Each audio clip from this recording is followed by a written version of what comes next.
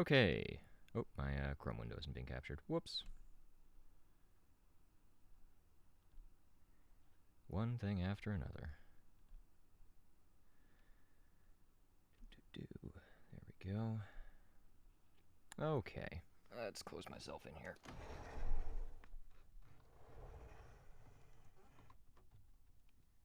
Alright. I am now ensconced in a already warm closet. I'm just getting started. Great. Fantastic. I wish I didn't have to record in stereo. But alas, this interface requires it.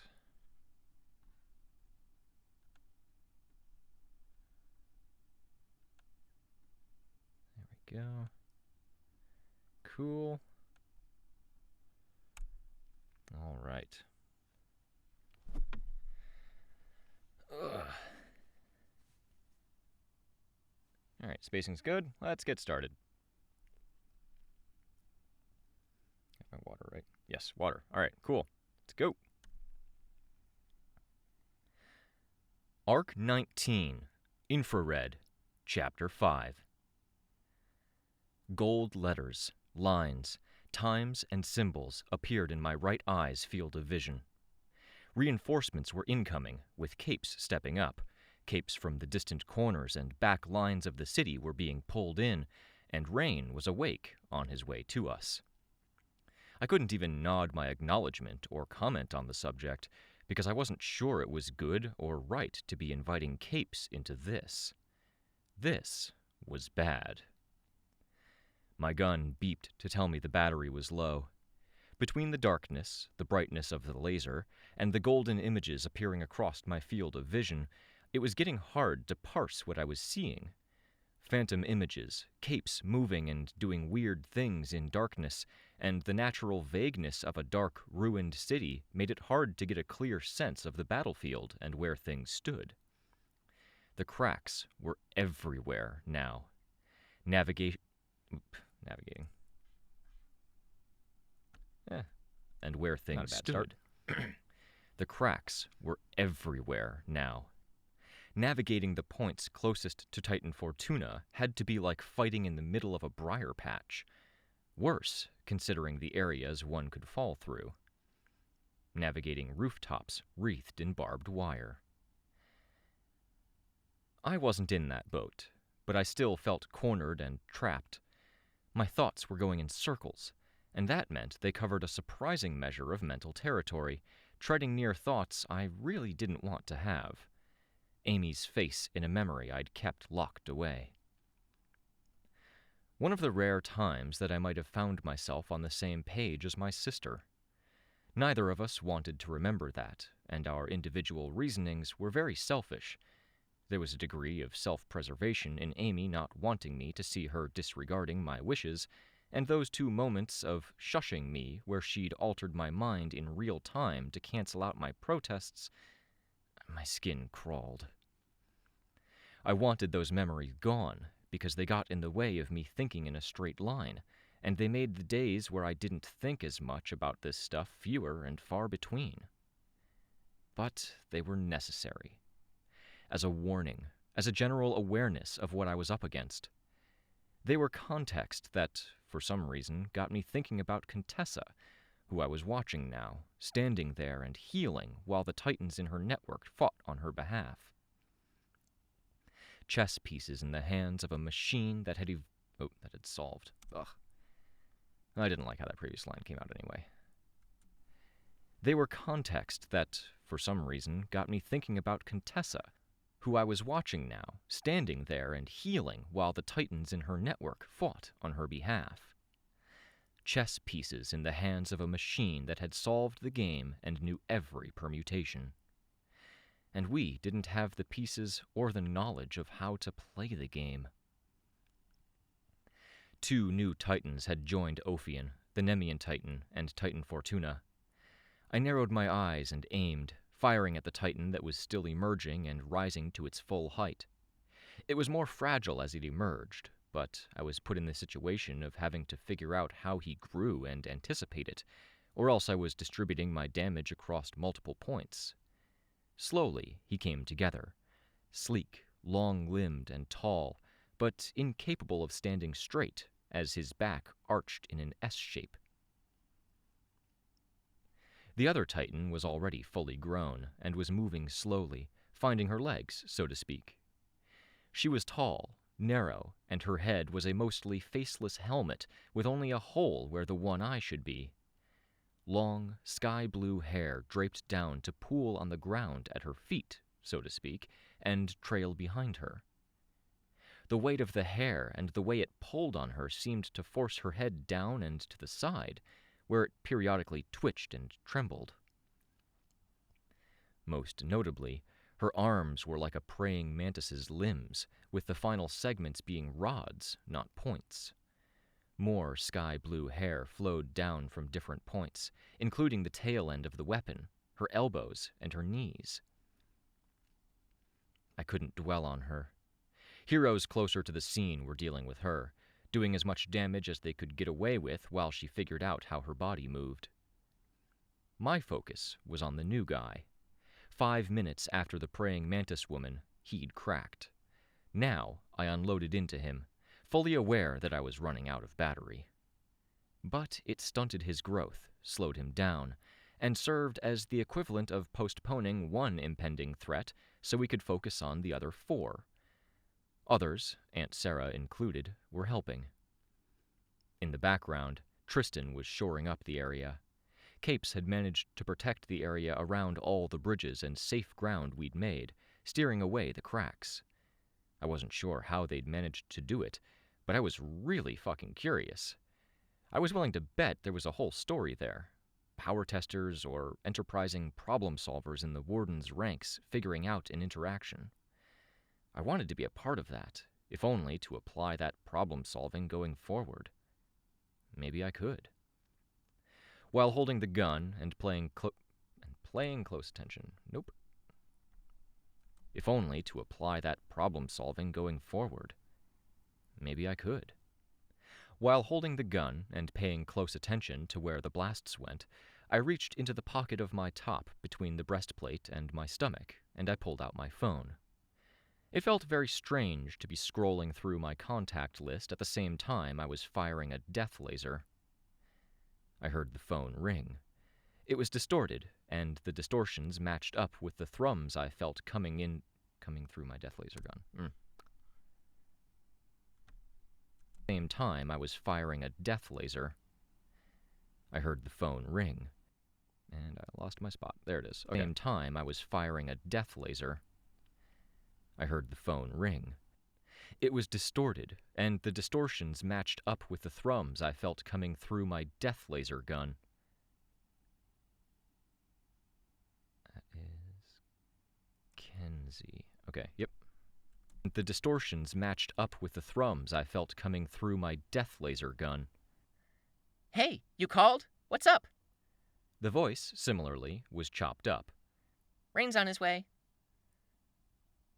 Hi, Lookout.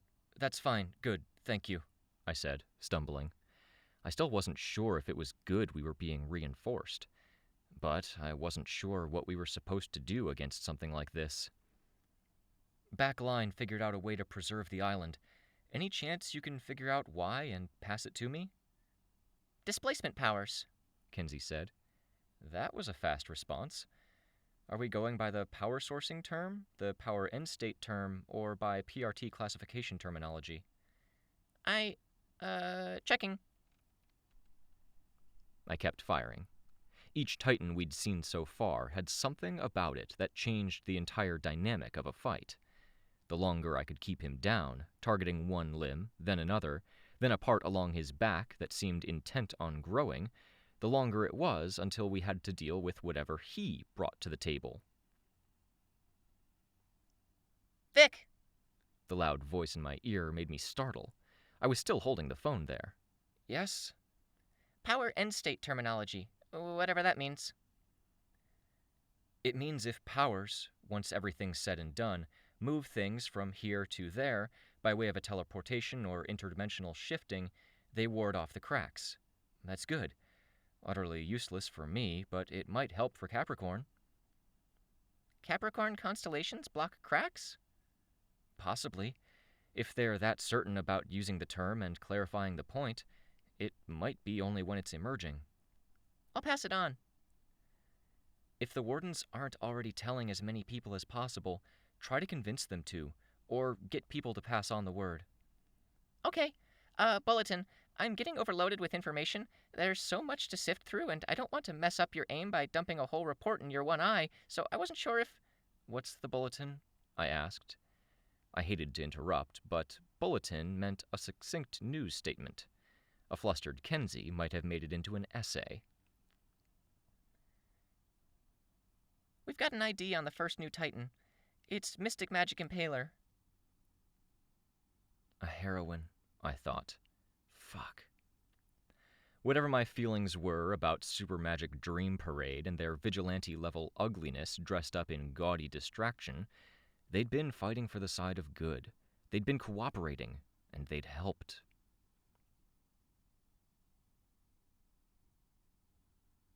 Oh my god, who's talking here? Part of the teacher campaign, they got targeted.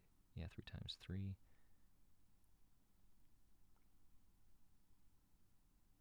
Alright, so Victoria, Kenzie. Cool. They'd been fighting for the side of good. They'd been cooperating, and they'd helped. They were part of teacher's campaign. They got targeted. Yeah, 3 times. 3? They were lined up for an ambush like the navigators were and then slept through it. Their reputation was attacked like yours was, and they were the capes sent after a villain team teacher set up to look more dangerous than they were. They were heroes who killed. I wasn't so different from them in that, I was sorry to admit, but I'd never enjoyed it or joked about it the way they seemed to. Why was he so interested in them? I asked. Because they were easy marks?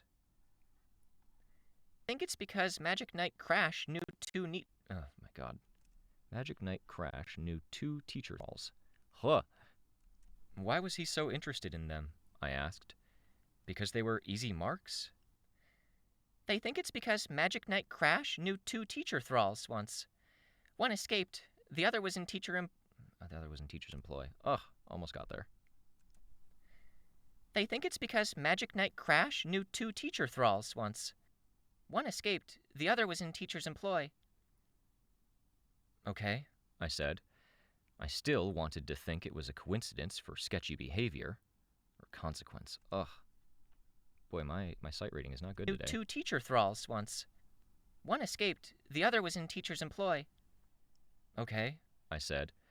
I still wanted to think it was a consequence for sketchy behavior. She had spear extension and other stuff, I said, keeping my aim on the new, unnamed Titan while watching the Titanified By watching the Titanified Magic Mystic Impaler... Alright. Oh boy. She had spear extension and other stuff, I said, keeping my aim on the new, unnamed Titan while watching the Titanified Magic Mystic Impaler enduring massive explosions, chunks being taken out of her. Yeah. Her weapon had weird rules for if she swung it, thrusted, or kept it still. Got it, I said. I noted those praying mantis limbs. The Nemean Titan was trying to get close to her, but physical barriers were being used to slow him down. He was close enough that capes couldn't get behind her, and had to stick to the flanks and in front of her. He seemed a lot more passive than before. The Ophian Titan was mostly protecting Titan Fortuna, who had slowed down. Here and there, she deflected something incoming, or grabbed a master minion. They've been letting those acquainted with the people who crack name the Titans they... Name the Titans we end up with. Name the Titans we end up with. Here and there, she deflected something incoming, or grabbed a master minion. They've been letting those acquainted with the people who crack name the Titans we end up with, Kenzie reported.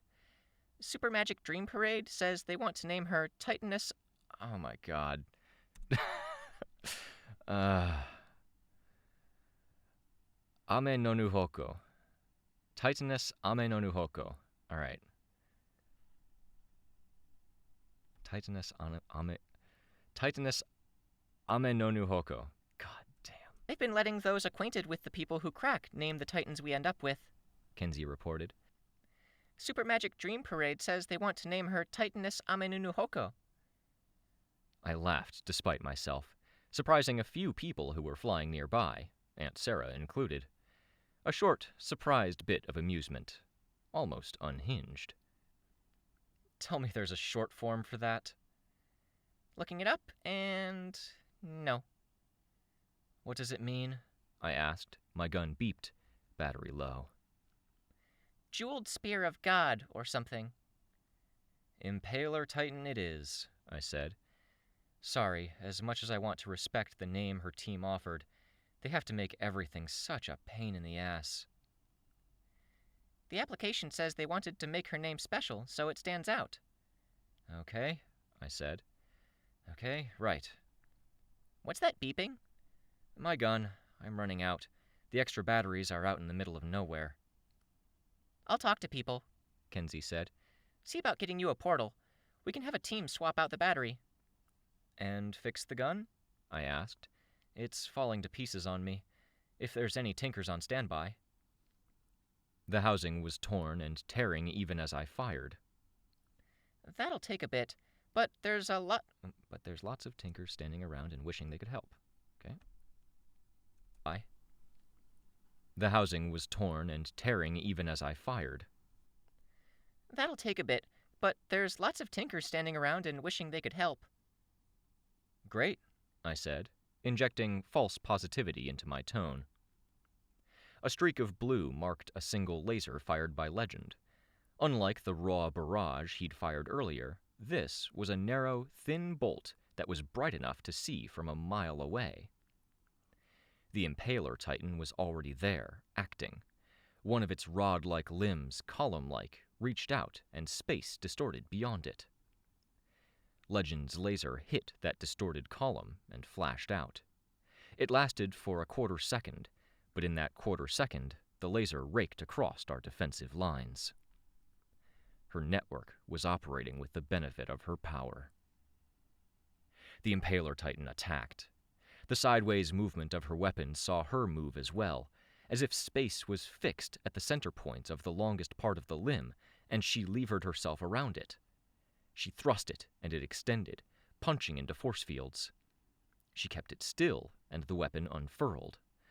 The rod, like a drill bit, became a cone, like a drill. With the expansion, it intensified in force, plunging through force fields and into bodies.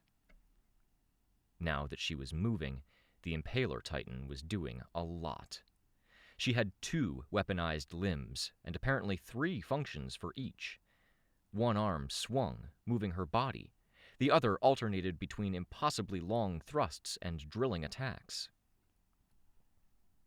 Legend was using smaller lasers now, a hail of short lasers that were each only about as long as he was tall. She blocked 3 of them with a reach of her hand, not even looking at what she was doing, and then changed that reaching limb to vault herself in the air. Her limb reached out and extended out to the horizon.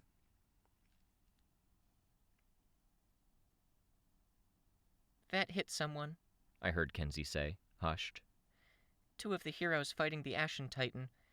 I don't think there's anyone to hold her off. Tell the others, I said. I am. The golden letters flashed on my field of vision. Cineral incoming. I could see Sveta and Capricorn on the battlefield, turning their heads. No new notifications for a sec. I'm going to hang up. Then I'll show up on the battlefield around when rain does. You will what? I asked. No! I got permission, don't worry. You got... Not from me! Look out! I saw the Impaler Titan start to move and stopped firing. I watched as she fended off more of Legend's hail of lasers. By keeping her weapons still, she let it unfurl, and the expanded weapon served to block more. I couldn't risk that she'd intercept my laser and redirect it with that space-warping drill bit of hers. "It's fine," she said. "So sorry, but I'm hanging up. Bye. You're great. See you in a short bit. Keep an eye out. There'll be some people to grab your gun." My voice overlapped with hers. "Did you get that permission from Tattletale?" The call disconnected. "Everything okay?" my Aunt Sarah called out. "Lookout is wanting to show up on the battlefield," I said. "We need everyone we can get," she said, looking down at me with purple eyes. I looked past her to Crystal. "Lookout is a backline combatant." "She's a smart kid?" my Aunt Sarah asked. "Talented?" "Yeah, I get what you're saying, but if she fits on the back line and she insists on coming here, she might have ideas." "Yeah," I said, even though I didn't like it. If Lookout hadn't stolen the puppy earlier, I might have even kicked myself for not extending her the benefit of a doubt. As it stood, I was reserving the right to chuck Lookout back through the portal. Someone hit the Impaler Titan with something, producing an explosion as big as the Titan's head. She moved to retaliate, and I started firing again, targeting the Titan we were suppressing. He'd grown in just the time I'd stopped. Redoing that. I need to check one thing.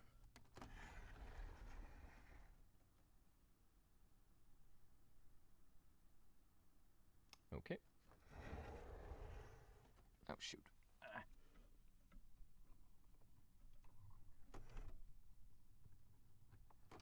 All right, there we go. Okay. Hello, Tortured. Moved to retaliate, and I started firing again, targeting the Titan we were suppressing. Where the hell am I? Oh, there we are. Moved to retaliate, and I started firing again, targeting the Titan we were suppressing. He'd grown in just the time I'd stopped. I focused on the most damaged areas.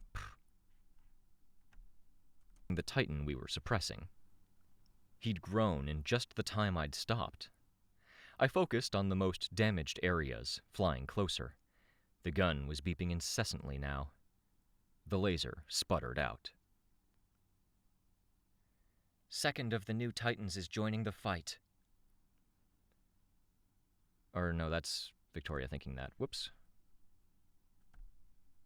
The gun was beeping incessantly now.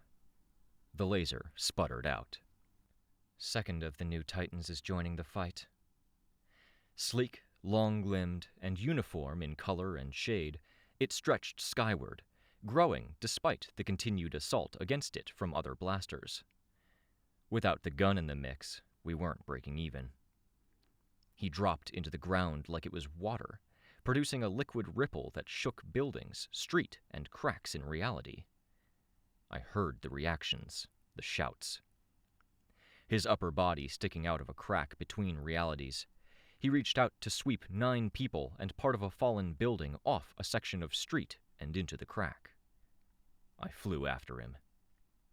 I wasn't even a quarter of the way to my destination when he dropped away, letting go of the ledge and falling. I saw the ripples, the movement across the bridges and islands between cracks that made people lose their balance and made rubble fall. He emerged, rising from the liquid street with chest thrust out. Capes were more ready for him this time. An Alexandria type flew in to meet him, her fist punching his fist and stopping it from reaching down to the unprotected back lines. I recognized her as Tritium? Tritium, okay. Blah, blah, blah. Punching his fist and stopping it from reaching down to the unprotected back lines. I recognized her as Tritium, a bench cape from Advance Guard. Strong enough to punch through a building, ostensibly invincible, and unfortunately not much of an everyday cape because utilizing her invincibility, flight, and what she now termed her nuke punches made her radioactive. Push harder, fight more, and it built up more. She was immune, but the people close to her hadn't been. She'd lost her family, friends, dog, and co-workers, and had hurt many bystanders before the issue had been discovered by accident. It hadn't come up in the news. I knew her in the same sense I knew who a big actress like Marjorie Funk was. I knew her face, general history, and general personality. Quiet, reserved, and totally ill-suited for the gung-ho advance guard. She spent much of the time benched, jumping in only for the big, important missions. The attack came from the flanks. I saw the Impaler Titan's movement for the big, important missions. The attack came from the flanks. I saw the Impaler Titan's movements in the corner of my eye, and on impulse, I pushed out with my aura to grab attention and communicate faster than I could with a shout. "Get!" I started. The limb extended, striking the Alexandria type out of the air. A second limb stabbed toward Second limb stabbed toward the group. Started. The limb extended, striking the Alexandria type out of the air. A second limb stabbed toward the group. I flew, wind whistling as it whipped past my force field. Smoke, dust, and chill air parted as a face that wasn't quite mine led the way. Belated, I put my phone away. My focus was wholly on stopping that attack. I couldn't stop it from making contact, I was too far away, but I could do other stuff. I winced as it stopped extending and collided with its target. That wasn't even the true danger of the attack.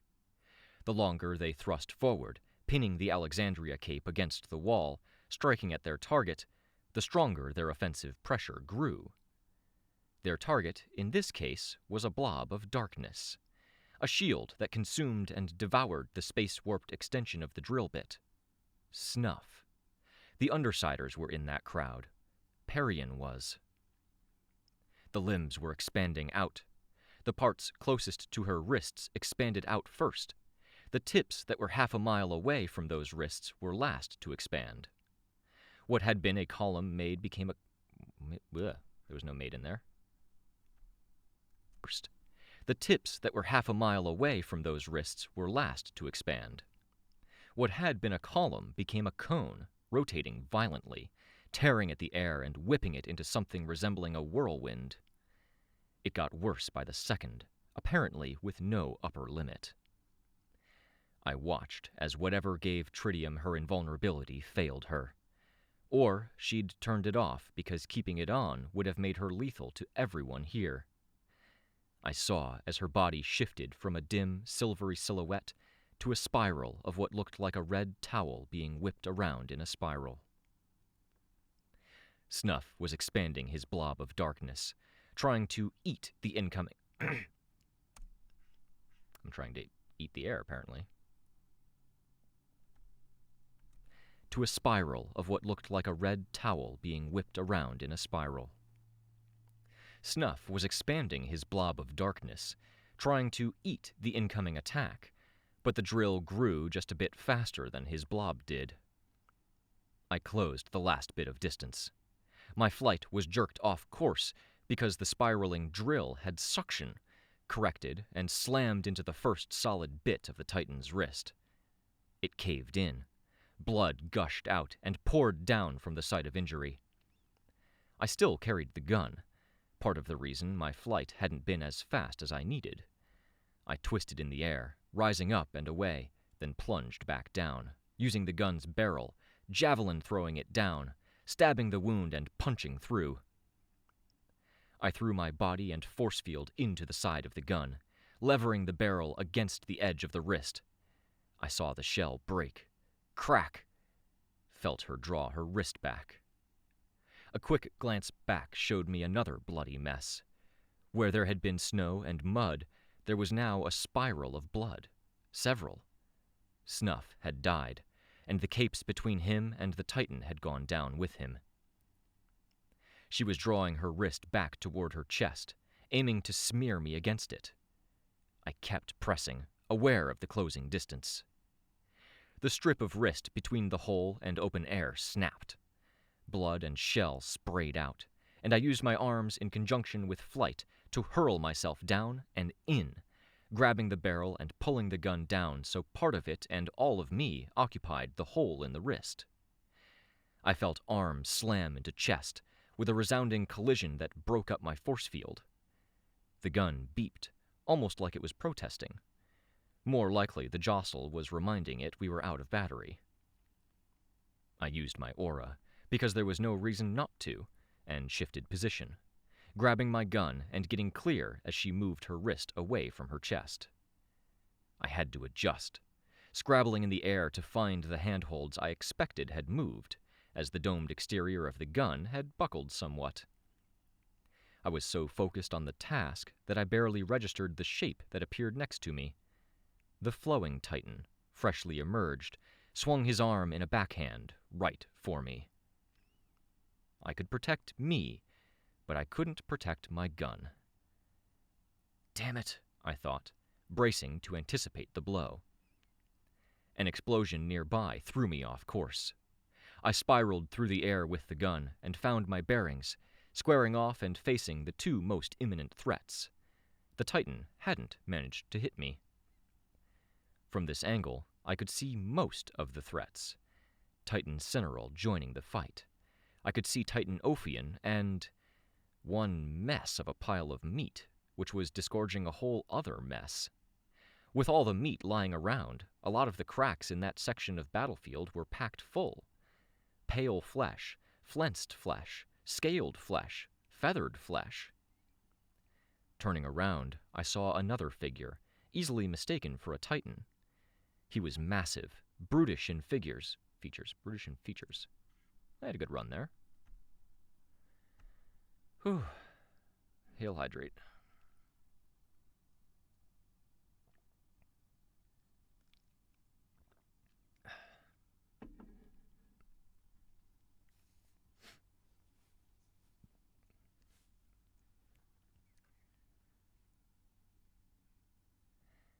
I am very practiced at sight reading at this point. So, but also sometimes I have bad days. I think it was last week I was recording and I couldn't go more than like 2 minutes without messing up. It was rough getting through that chapter. I think the longest I've ever gone once was like 18 minutes. And for one, I think the writing was very simple at that part, but also I was just on fire that day.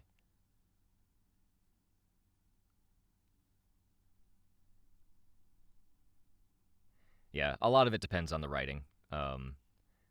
Some of his writing can be a bit obtuse, where you don't expect things to be said. Like the spiral sentence earlier, where the word spiral was said like 3 times. Oh man, the run-on sentences. Not just dialogue. Happens in narration too. Rather often. And yeah, those ones usually, if I make it through, I usually have to redo them anyway because my voice will have faded so much by the end because I wasn't expecting, because I'm just doing this sight reading, I don't expect a sentence to go on for what should be 3 sentences, so I don't breathe accordingly.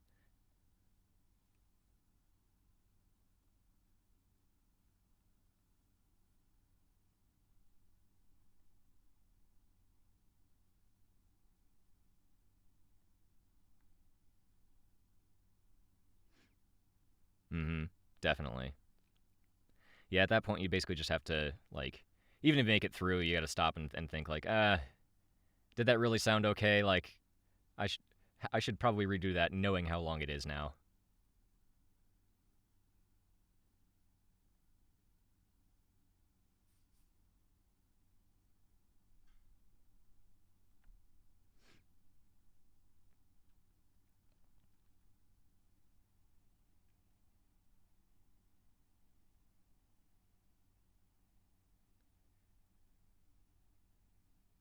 No problem. Typically what I do is I'll read for a bit, and then if somebody said something, I will stop and chat whenever I flub next, and then I'll start reading again and repeat that process. So, glad to provide noise.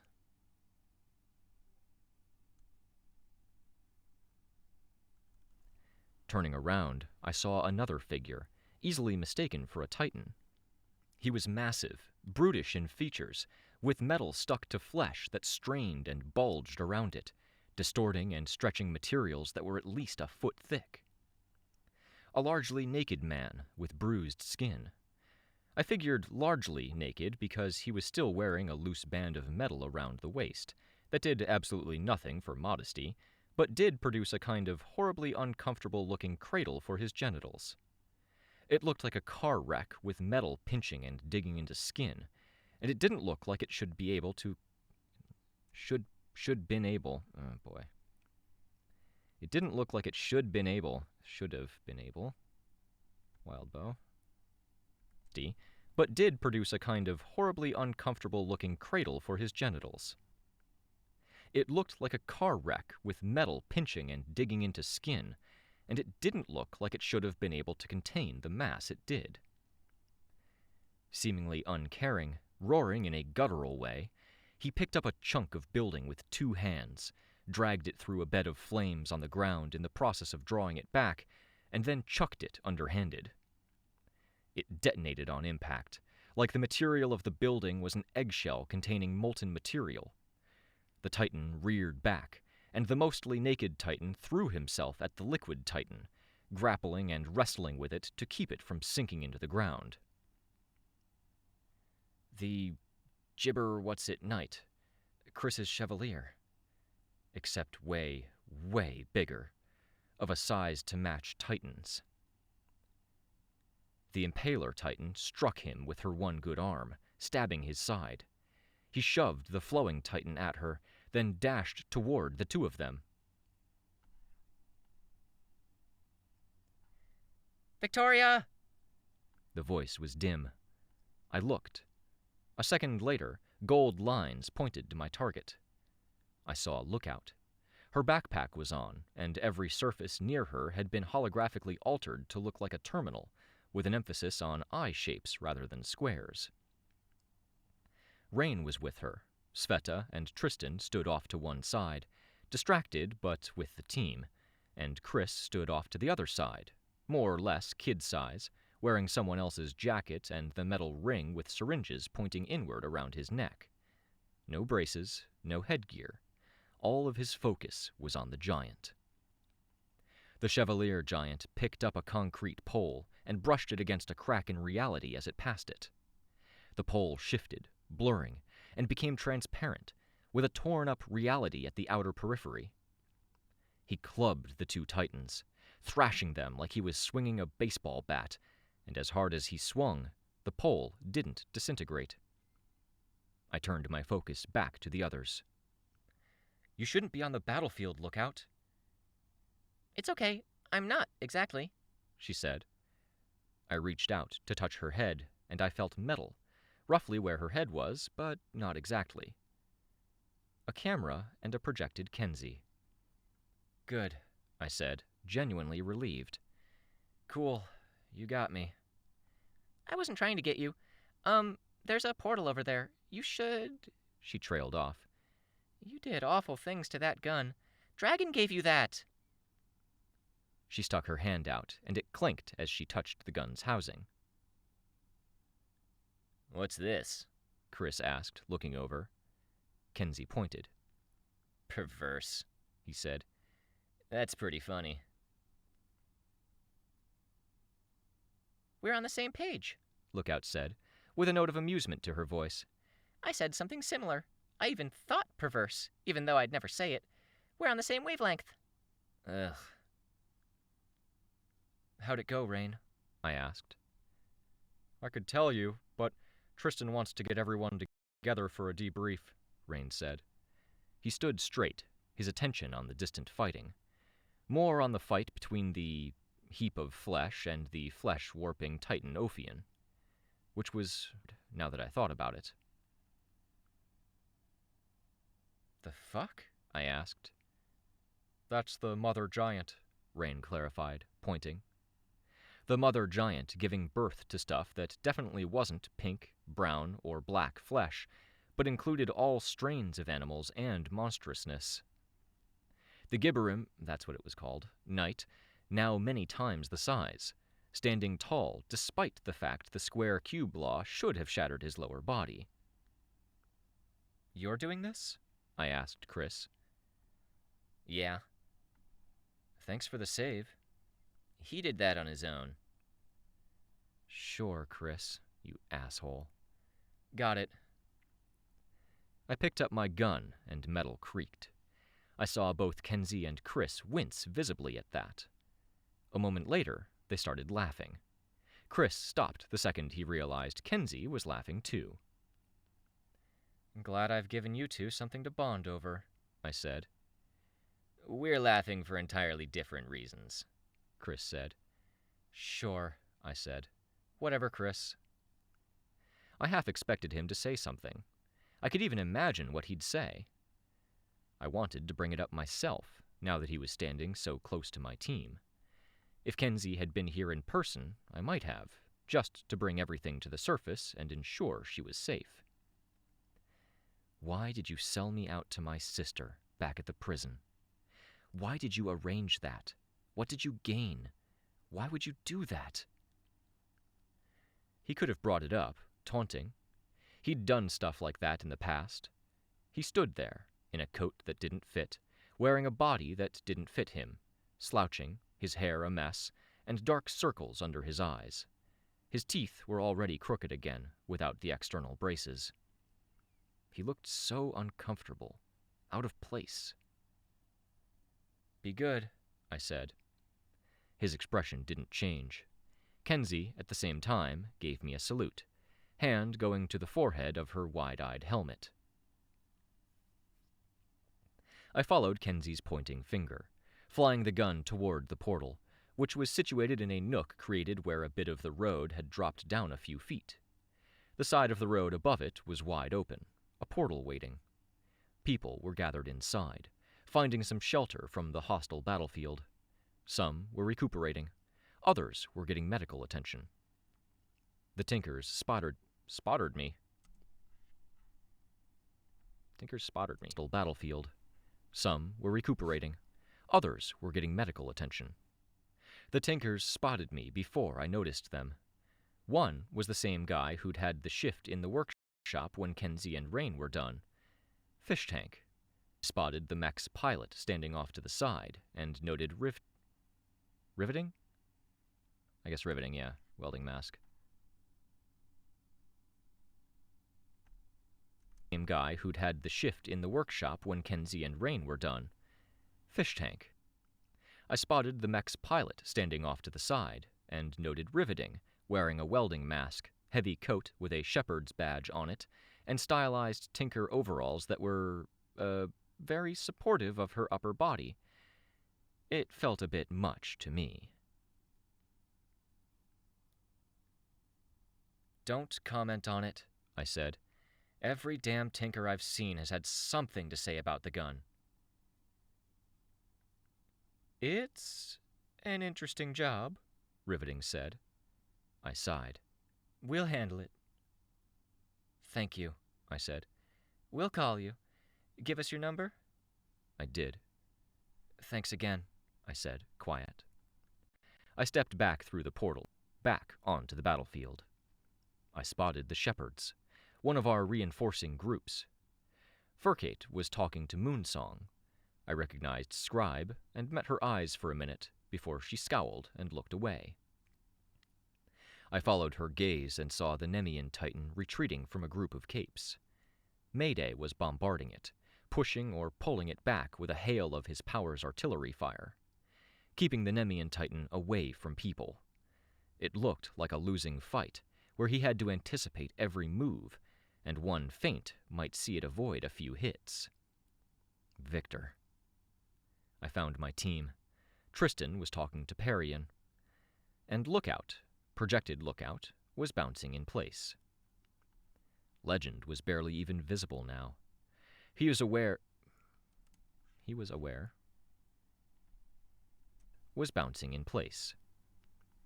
Legend was barely even visible now. He was aware of an omnipresent threat that the Impaler Titan could space distort his lasers and send them to new targets. He flew to keep one Titan or another between himself and the Impaler. "We ready?" Rain asked.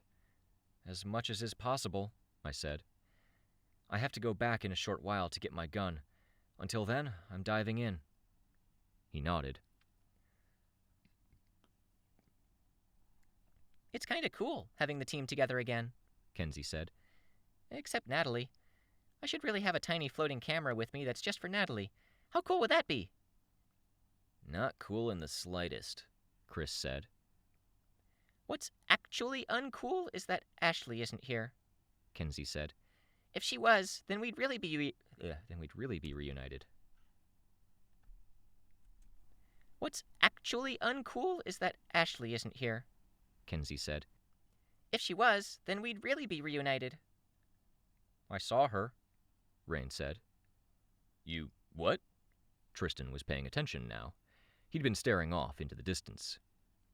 When I was in there, I didn't have time to think, only to act on instinct.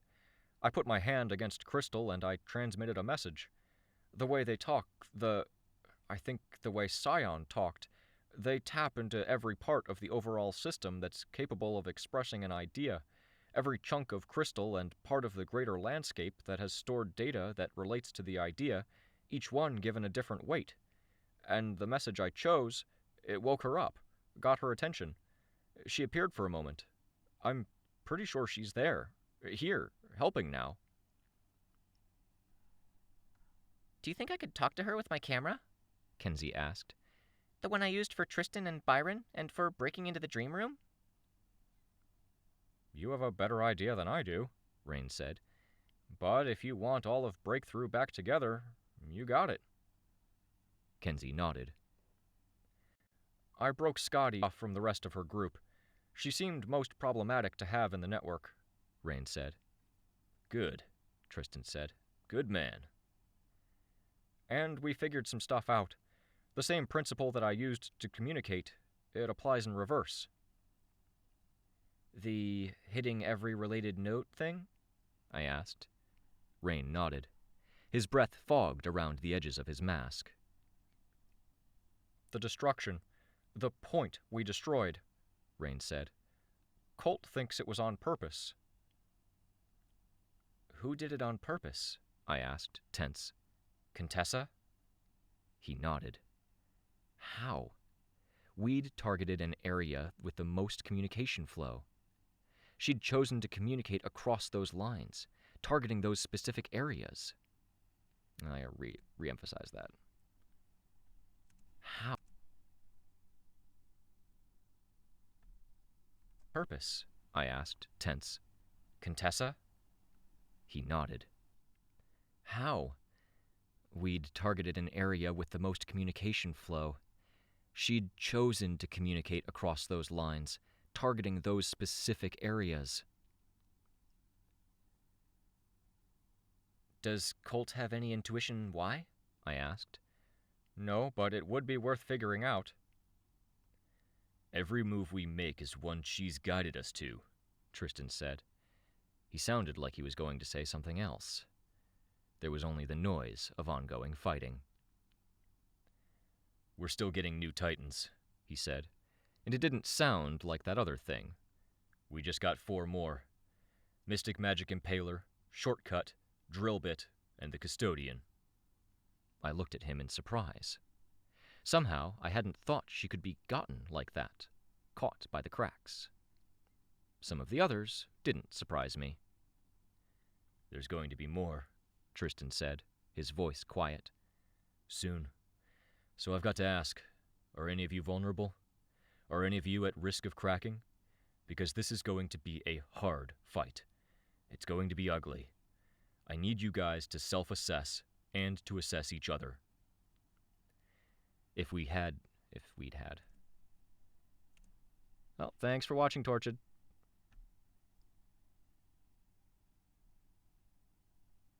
Have a good night. It's going to be ugly. I need you guys to self-assess and to assess each other.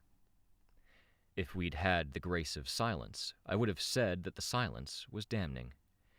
Instead, there were percussive sounds, distant dull thuds that made clouds move and stirred up dust and snow half a mile away. The sky was lit up by lasers, artillery strikes, and slashes of gold and red. Some of those things made noises. There were the dull, wordless cries of giants, straining to fight against the Titans with a temporary strength. Bleh.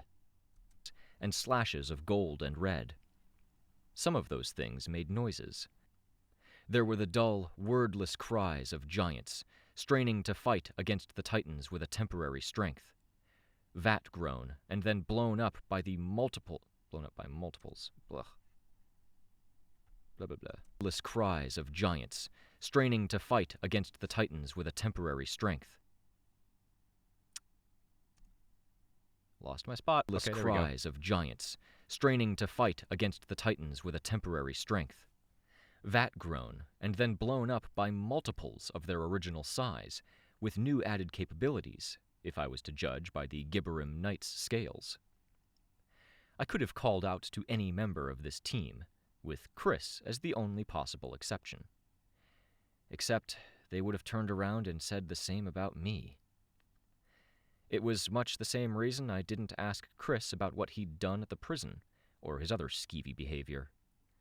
On the flip side, it was why he wasn't mentioning it to me, even though he couldn't usually resist the urge to hit someone where it hurt and create more safe distance between himself and others. No.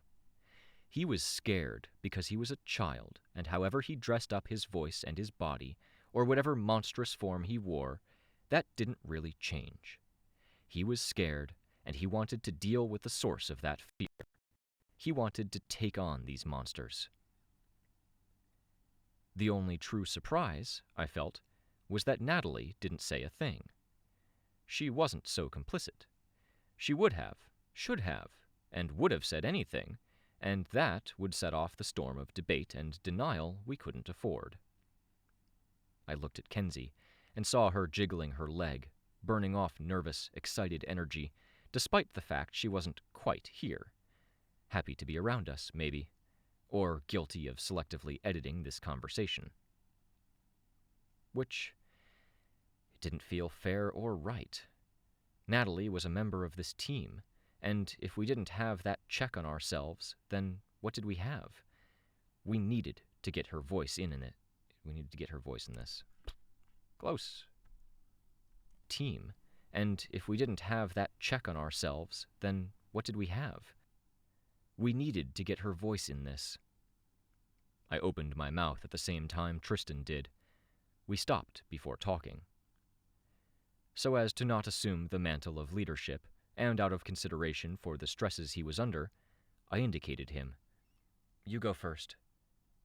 It's grim, he said. It's ugly, but I have to ask. Let's say we all consider ourselves good to move on. Join this fight. Which we are, aren't we? Chris asked, his voice given an ironic, sarcastic kind of edge. Blah, blah, blah. Let's say we all consider ourselves good to move on. Join this fight. Which we are, aren't we? Chris asked, his voice given an ironic, sarcastic kind of edge. The only person who wanted to be a Titan. We're fine. Sure, Tristan said. If any of us happen to be wrong, maybe we should agree to take a bullet before we can fully turn Titan.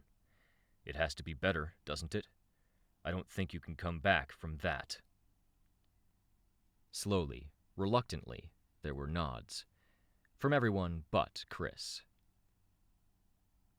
No sentimentality. Faster is better. More nods. Again, from everyone but Chris. What did you want to say, Victoria? Tristan asked me. I shook my head. I think you covered that base. He pressed his lips behind the pressed his lips together. Oops, I missed a word. Tristan asked me. I shook my head. I think you covered that base. He pressed his lips together behind the lower portion of his helmet, where everything below the nose was visible. It made it hard to tell smiles from frowns, but I could see that resolution. You realize we're all doing everything exactly to her plan, right? Chris asked. He looked back at me, as if to reinforce the argument. There were moments I could tolerate him, and even wanted to see him find a way to work with this group again. And there were times I could imagine myself taking his head off.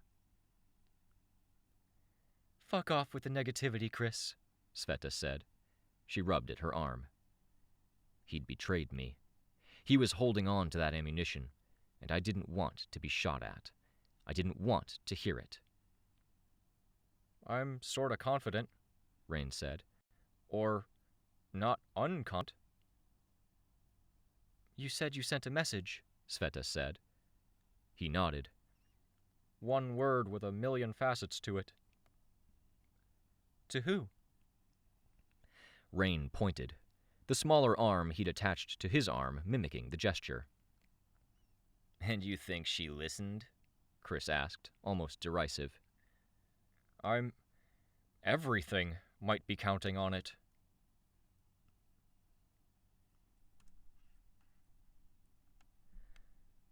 Whew, it is getting very, very warm in here. Oops, shit, that needs to be silenced.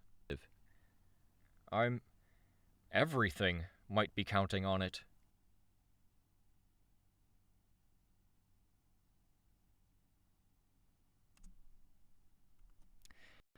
Okay, yeah. Oh boy, it's getting warm.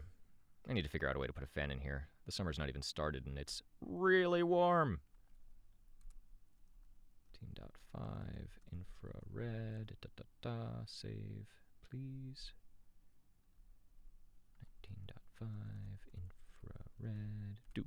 Okay.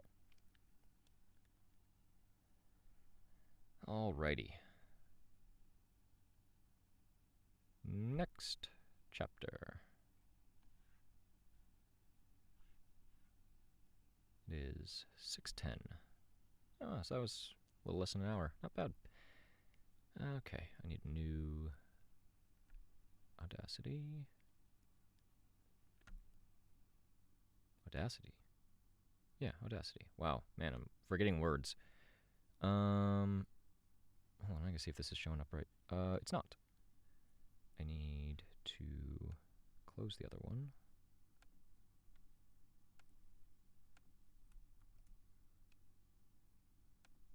Okay. And there we go. Of course, I have to set this up again. Don't want to do that, but I must.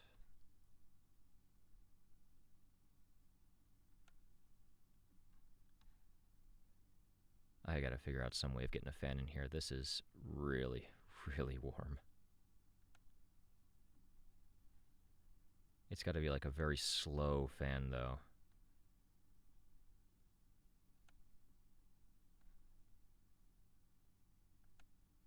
Otherwise, it'll make noise. Okay. Ugh.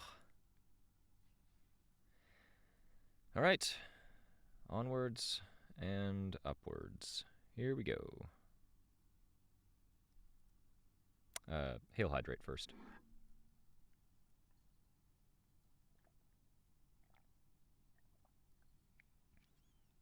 All right. On we go.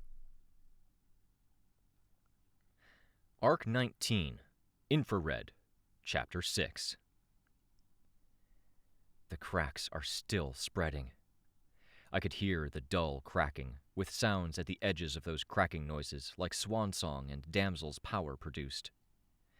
My force field whirled around me in a tight spin, far less effective than it had been as the wretch.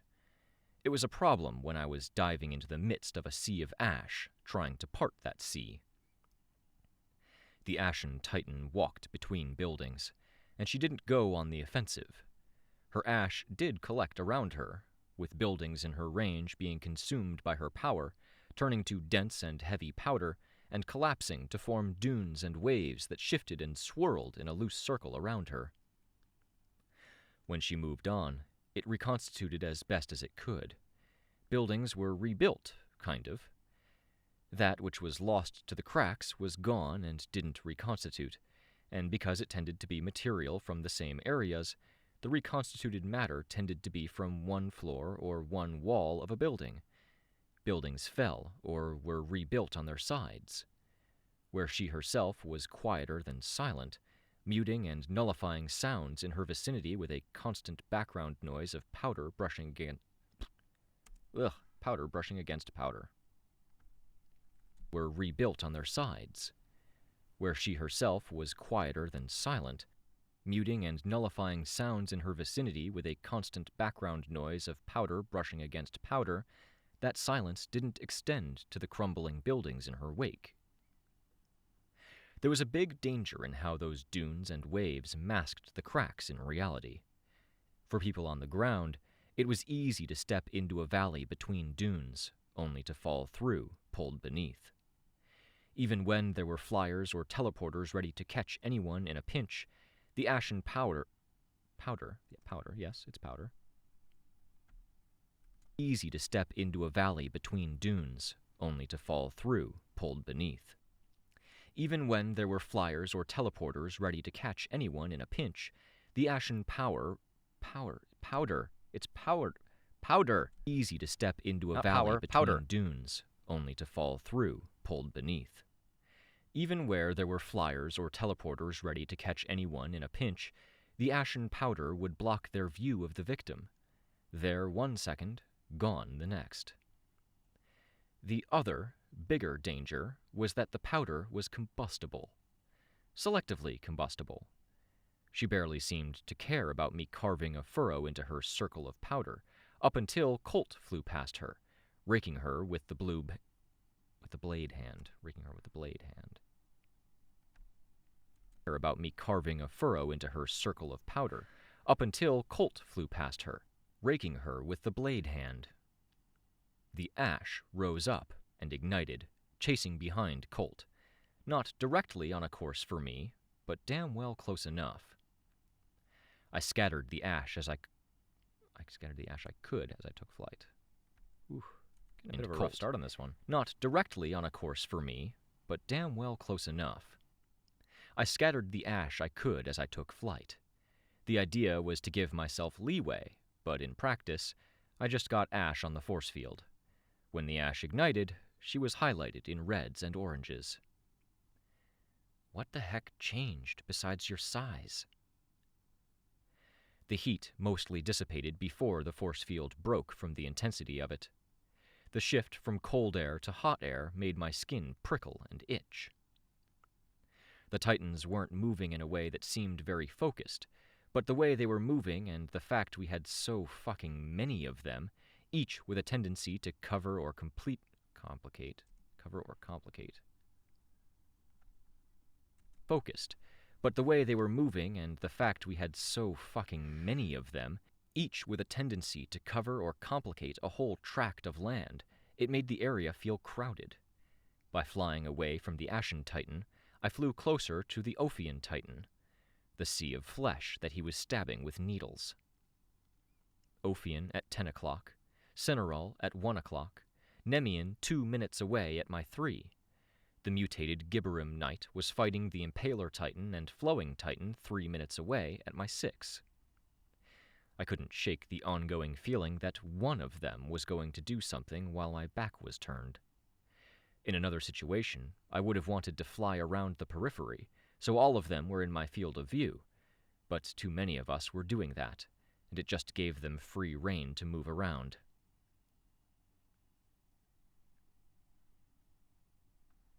Hey!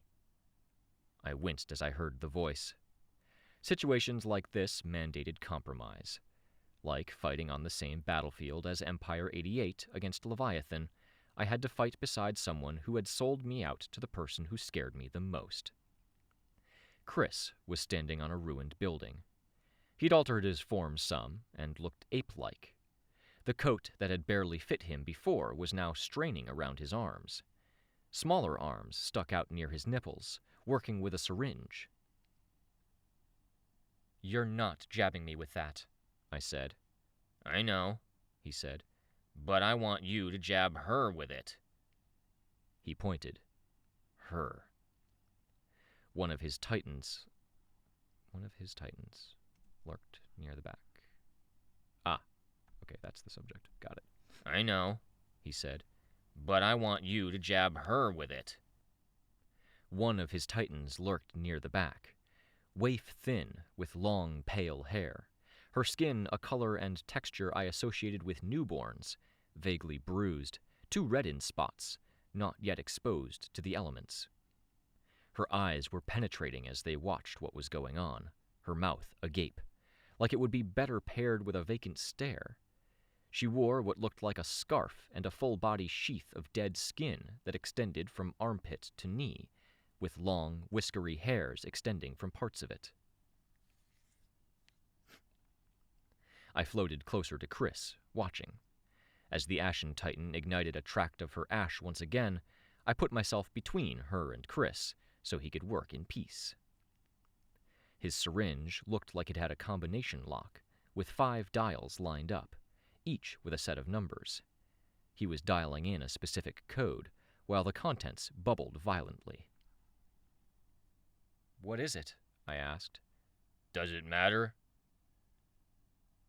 "When you might be putting others in the line of fire, or if she might activate and take over my senses, it might." "It's an autonomic piloting drive.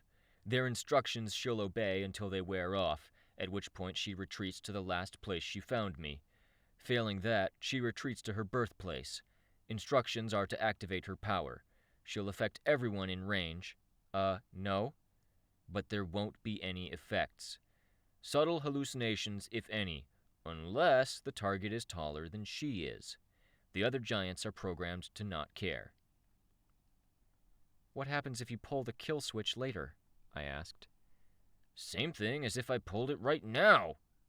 He raised his voice, clearly annoyed. "If I wanted to fuck everyone over, I would have done it." Sveta landed on a nearby bit of building, coiling up her arm. She watched us, wary. "You know that thing where you go on about how you don't care about people, you don't believe in trust or common decency?" I asked. "This is the consequence. If you act like a crusty dickhole, don't be surprised if people treat you like one." I put my hand out. "Sounds like justifications for you being an asshole," Chris said. He didn't hand me the thing. "You know that saying, trust but verify?" I asked. "Stupid saying. It's verify, then trust. Except you can never really verify 100%. When you try, you end up being someone's victim." I stared at him. I saw Sveta straighten, tense. "Just give me the damn needle. There's shit to do." "Ignoring me, huh?" "Chris," Sveta cut in. "I'd like to. We have bigger problems." He didn't budge.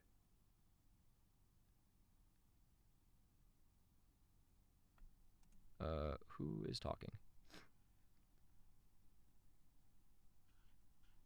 That's Victoria still. Okay. "I'd like to. We have bigger problems." He didn't budge. "I can't tell if you're referring to me and my sister or Lab Rat and his past victims, and I have no idea which would be scummier." "Okay," Sveta said. She leaped forward, putting herself between Chris and I. It would actually be Chris and me. It should be Chris and me. "I have no idea which would be scummier." "Okay," Sveta said. She leaped forward, putting herself between Chris and me. "I'll take your thing. Where?" "Mather's giant," Chris said, not looking away from me. He tossed the syringe her way. She caught it with tendrils. A flash of gold across my vision distracted me. New lines, new numbers. Chris and Sveta turned their heads at the same time I did, to look in the direction indicated. New Titan from the ongoing cracks. Poof. Not a cape I knew. Kenzie was giving data, in script so tiny I shouldn't have been able to read it, but the information was being fed to me by mechanisms that had nothing to do with the resolution of my actual eye. cloud mover, mass transportation. A good, stark reminder of what we were dealing with. I took flight. Sveta started swinging her way forward. Chris loped ahead, toward Ophion and the mother giant, who was almost impossible to make out in the mutated birth stuff she was outputting. Tristan, Sveta called out. Launch me. You're sure? Yes, toward Mathers. Red motes began tracing their lines through the air, off to the side. She began using her tendrils to fling herself in that direction, so she'd be there. The creation appeared. A damaged building thrust itself into existence and catapulted Sveta into the air. Her body came undone, flat tendrils holding clothes in the right general positions, while others worked to catch her and catch hold of her target. The Mathers giant looked down at the person who had just latched herself onto her belly. Sveta swiftly climbed, syringe ready. Good. Heroes on the ground were trying to navigate the carpet of dead flesh. Here and there, the flesh poked upward, as needles protruded from the ground beneath to stab it. That flesh ulcerated, blistered, and formed tumorous lumps, discolored and constantly shifting. The first of them began popping. Smaller creatures crawled out. Flesh warping against a tide of flesh generation, neither with any apparent limits. And the only way I could interpret this was to assume that we ordinary people would lose out in the deal. This was flesh that didn't look like it was decaying or disappearing rapid speed like the extra flesh from Rachel's dogs did. It would rot in real time, and it would become a hazard on its own. The creatures that emerged were bug-like and bigger than cars, larger than trucks in many instances. Some unfurled wings, others bristled,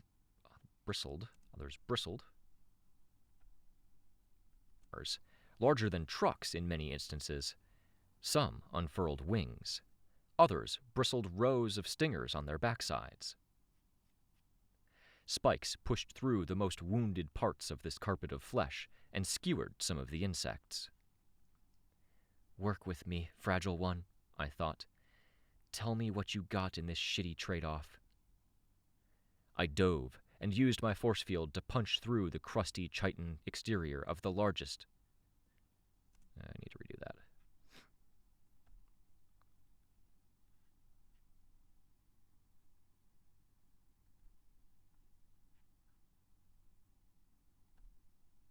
Fragile one, I thought. Tell me what you got in this shitty trade-off. I dove and used my force field to punch through the crusty chitin exterior of the largest spike-impaled insect I could see. My strength didn't feel any different. My force field still broke after a heavy strike. I used my aura. It did produce a reaction. They began struggling, fluttering furiously. Then they came after me. There was no telling what the effect was. Agitation? Attraction? Awe? Or was it something completely different, but filtered through the bug's senses to be something else entirely? Even with people, the same input could give a dozen different kinds of reaction. There was a whole mass of them that looked like caterpillars crossed with wasps, the worst traits of each combined, so that the stubby little legs each ended in stingers. It's like caterpillars crossed with wasps, the worst traits of each combined, so that the stubby little legs each ended in stingers. 5 started making their way toward me, flying intermittently as their wings shook off moisture. Can't hit that hard, I thought, as I engaged the mass of them. If I took one good hit, or delivered one, I would be vulnerable. With that in mind, I flew in, trying to keep my force field's smaller frame in mind. I thought of sparring with family and the gentleness required. It was less like karate, more like judo. Not to punch, but to take hold.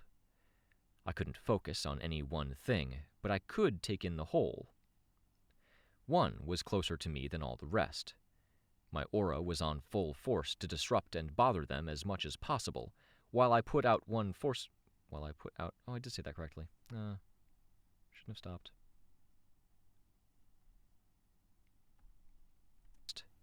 My aura was on full force to disrupt and bother them as much as possible, while I put out one force field hand, trying to catch a stinger. The point slid between my force field's index and middle fingers. I pinched them closer together. It stopped mid-air. Forward velocity arrested, the stinger nearly tearing itself free of the thing's abdomen, despite being rooted deep in the bulbous, long body. Second, I used my grip on the stinger to swing its 100-pound body to one side, putting it in the way of the next closest one, scraping it against two more on the way. And then flew toward them as they violently flapped their dark, wet wings to try to reorient. They were fast, but that didn't matter, because all I had to do was touch them, get a little bit of purchase, fingers curled into gentle claws, so the fingernails scraped, each one getting a chance to find a bit of purchase, a gap or a bump that a fingernail could catch on. I found those gaps and bumps on two more wasp worms and... aha! I was capable of grabbing them with other hands.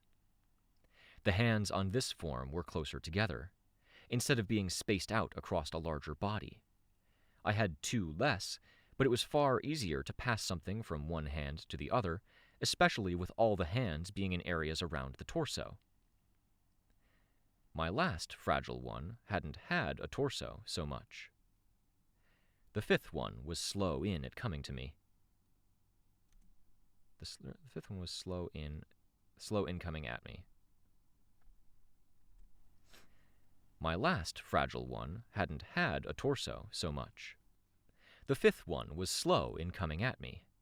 I didn't flinch as it lunged for my head, then stopped where it was at. At my bidding, fingernails ran down the length of its body, head to the stinger. Okay.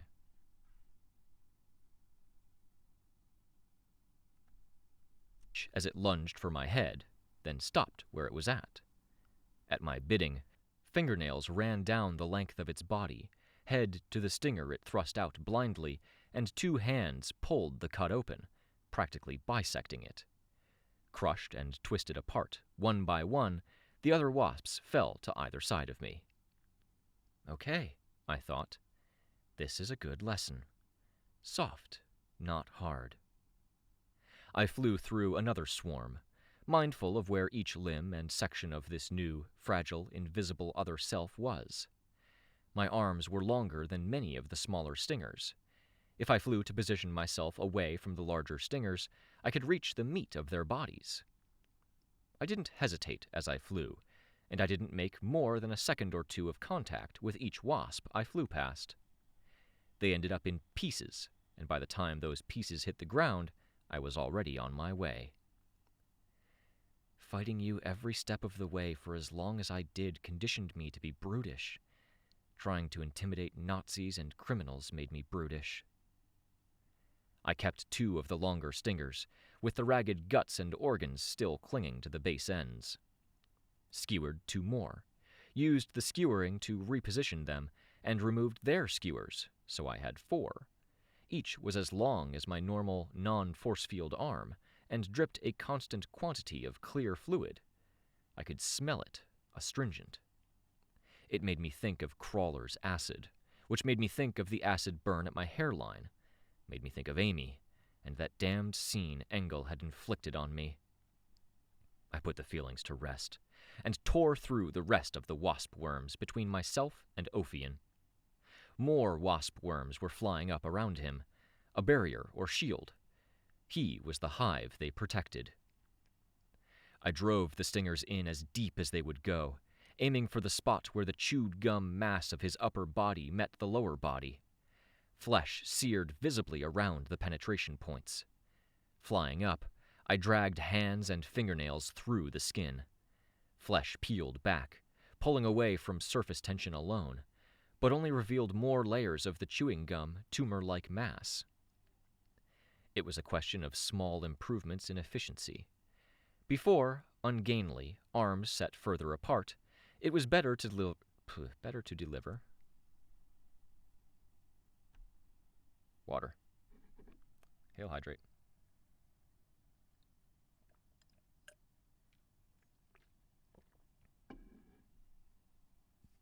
Okay. Mass. It was a question of small improvements in efficiency. Oh, I lost my spot. Where am I? There we go. Okay. Mass. It was a question of small improvements in efficiency. Before, ungainly, arms set further apart, it was better to deliver heavier hits, recover, deliver those hits again. Now I grabbed instead. Grab and tear. Slice with fingernails and separate what was sliced. Dig.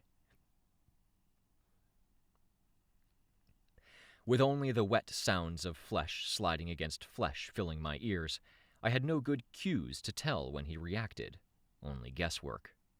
Guesswork to dodge a cluster of his mutation spikes that were black against a backdrop of gray, dirtied snow and black, unlit landscape. I flew away, and was in the midst of flying when a spike clipped me. Force field down, momentum broken.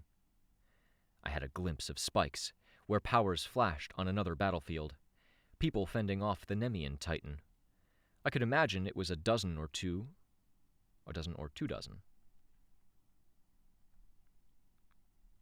Where powers flashed on another battlefield, people fending off the Nemean Titan. I could imagine it was a dozen or 24 new spikes a second, stabbing upward and inward, with himself as the spike's fruitless, uncaring target. I flew in a straight line, because the best impression Kenzie's night vision tech was giving me suggested a morass of a dozen spikes all coming in different directions, crisscrossing, straight up, from nearby buildings. Distance from any source of the bio-alteration spikes was more important than any evasive action. It barely felt like he was aiming. The outlining that her tech gave me spikes was more important than any evasive action. It barely felt like he was aiming. The outlining that her tech gave me was delayed by a second, and these things took about that long to get to me. Less like it helped, and more like it taunted me, notifying me of the near misses. My force field returned, and I was in the midst of breathing a sigh of relief when I felt the jarring crash of another spike striking home, a foot from me, pointed dead on at my heart. I twisted in the air as the broken point continued to thrust forward, and it scraped the ornament at the top of my breastplate, damaging it. All around me, I could hear the spikes sinking into him. Wet, sucking sounds, slapping sounds, fluid dribbling, audible where they splashed onto spikes below. Force field still down. Spikes still coming. I saw flashes as heroes used powers. It wasn't reassuring. It was another hazard to avoid when I was trying to get clear. I tried to watch for incoming spikes, and nearly missed his hands moving, reacting to something else, defending himself, barring my path in the meantime. I flew back, away from the ground and the nearby buildings that formed the foundations for the stabbing, pencil-thin spears, to buy myself a fraction of a second. A spike struck my breastplate, found a moment of resistance, punched through, and reached me. It was the same moment my force field came back, extending from skin outward, around clothes, to meet the spike and fizzle out again.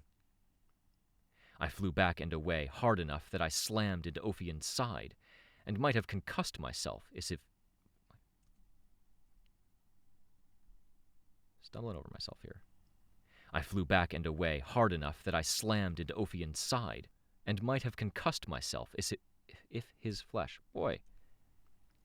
I flew back and away hard enough that I slammed into Ophion's side, and might have concussed myself if holy crap, might have concussed myself if his flesh... I flew back and away hard enough that I slammed into Ophion's side, and might have concussed myself and might have concussed myself if his flesh wasn't so spongy. I flew back and away hard enough that I slammed into Ophion's side, and might have concussed myself if his flesh wasn't so spongy. Escaping the one spike and pulling it free of my breastplate, I flew up. The pain was blinding. Full speed flight into a spike. Me meeting Spike rather than the other way around. I'd collided with the shaft, shoulder first. Pain sang down my arm, and my right hand felt numb. I wasn't breathing anymore, and I wasn't thinking each action through. I flew up at another angle and found another barrier. Sideways, a stretch of snow in the distance below provided a pale gray backdrop to see a cluster of spikes. Penetrating his own body, not to mutate, but to stabilize and armor, putting me in a fucking corner in the process. Still not breathing, struggling, I flew into another spike that was blocking my way. Like I was in a forest, a fucking bad dream of a forest where I fell rather than ran, and I couldn't see the trees or branches I ran into. Struggling to get away, I squeezed between spikes. My force field was back up, and I used it to punch in hopes of breaking one. I only broke the field. Only made it another few inches of squeeze before my face mashed into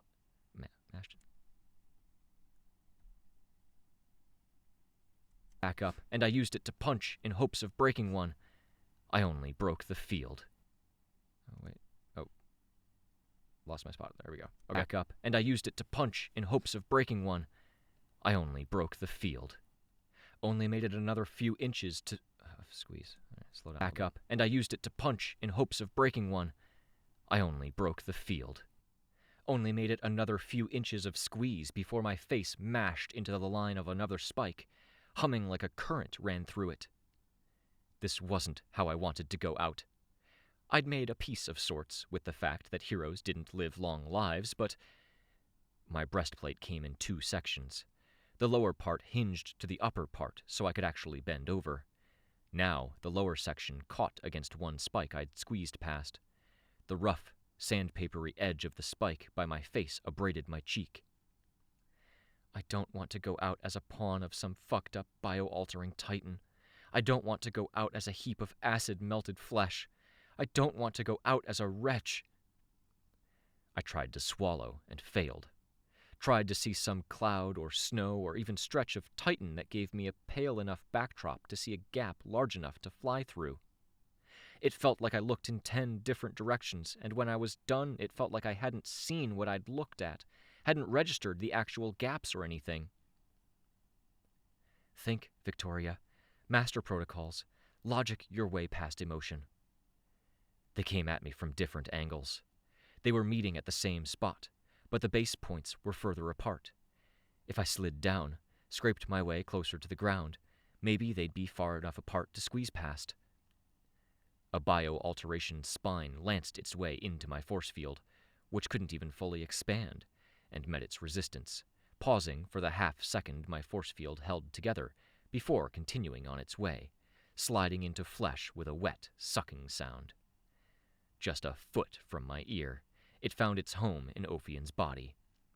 The shaft of it had passed through my armpit, right past my breast, and perilously close to my face, which was bent down.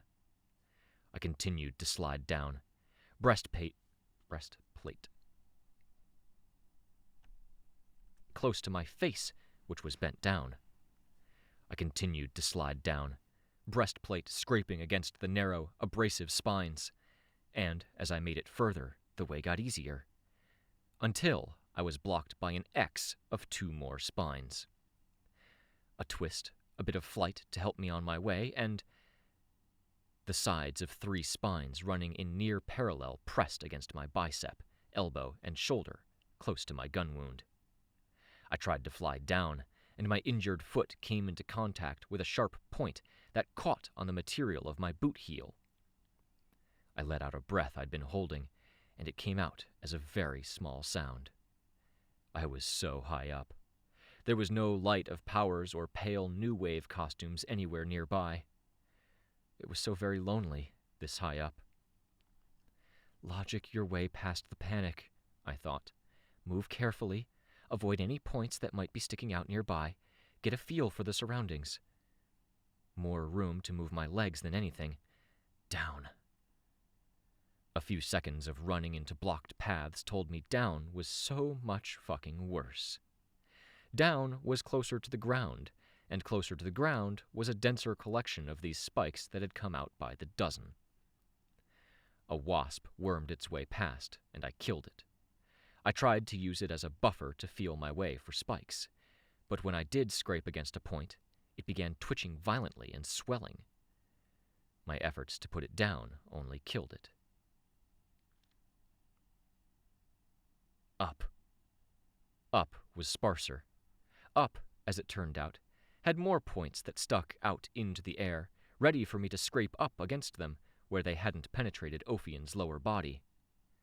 I bumped into another barrier. Here, an array of spikes I couldn't even reach my hand through. This is how we lose? Trapped? Strapped of civilization? Stripped of humanity? Tools and expendable resources for things far, far more powerful than us? No. Master protocols, Victoria. Emotion your way past logic. Fuck that.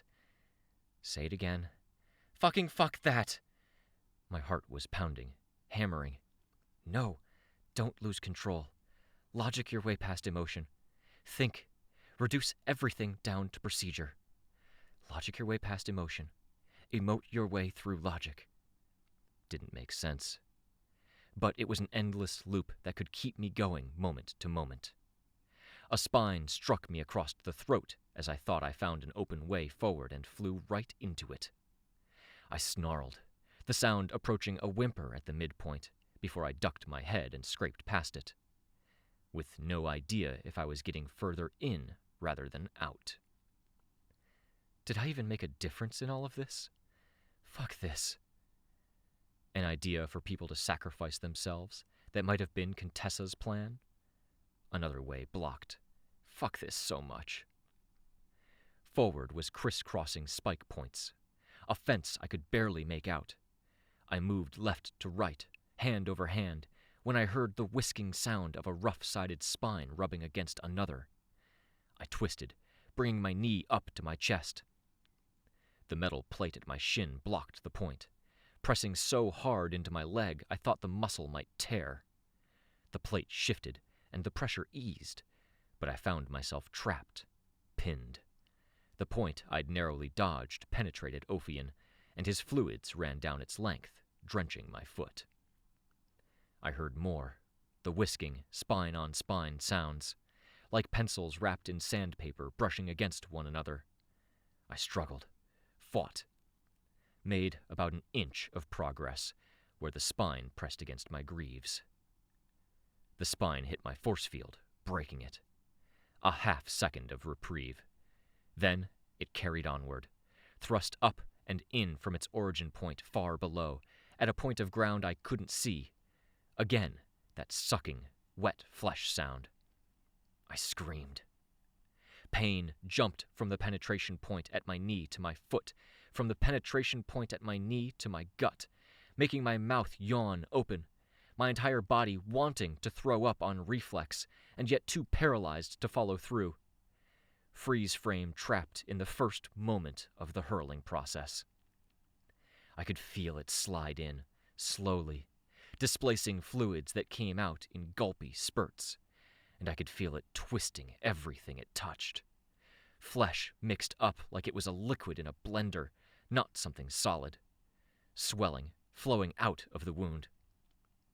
My hands pressed hard against the fabric of my pants leg, as if I could muster force field strength and stop it from carrying on any further.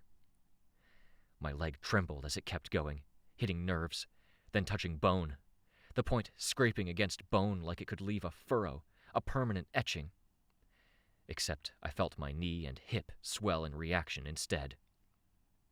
Keep the cycle going. Logic your way through emotion.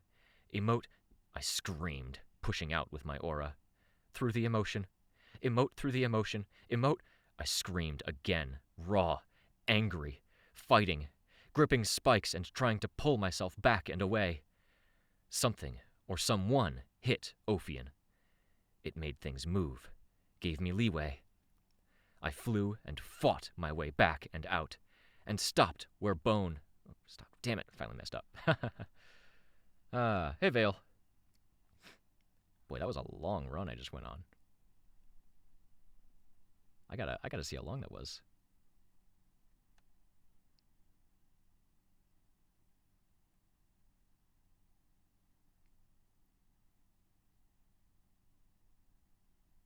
Jeez.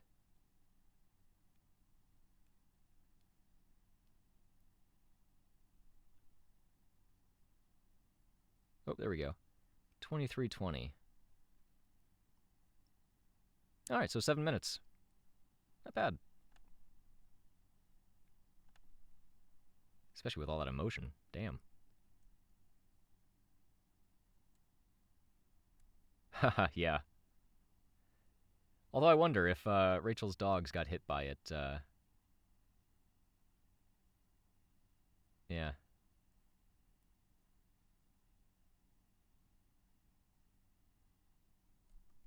I flew and fought my way back and out, and stopped where Bone...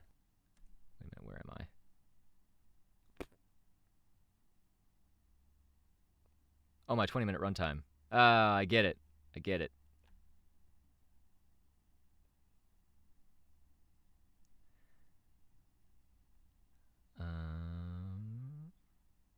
Oh, right after it made things move, gave me leeway. Got it.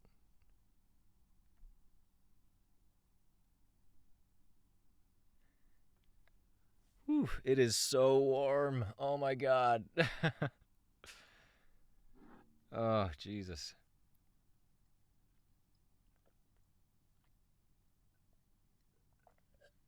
Oh no, I'm out of water. Oh, I seriously need to put a fan of some kind in this closet. It is so warm. I've been going for about an hour and 40 minutes at this point, on my second chapter of the night. Oh, I turned the closet in my office into a recording booth, because it's a nice small space, and I can line the whole thing with acoustic panels. Yep. Yeah, lots of soundproofing.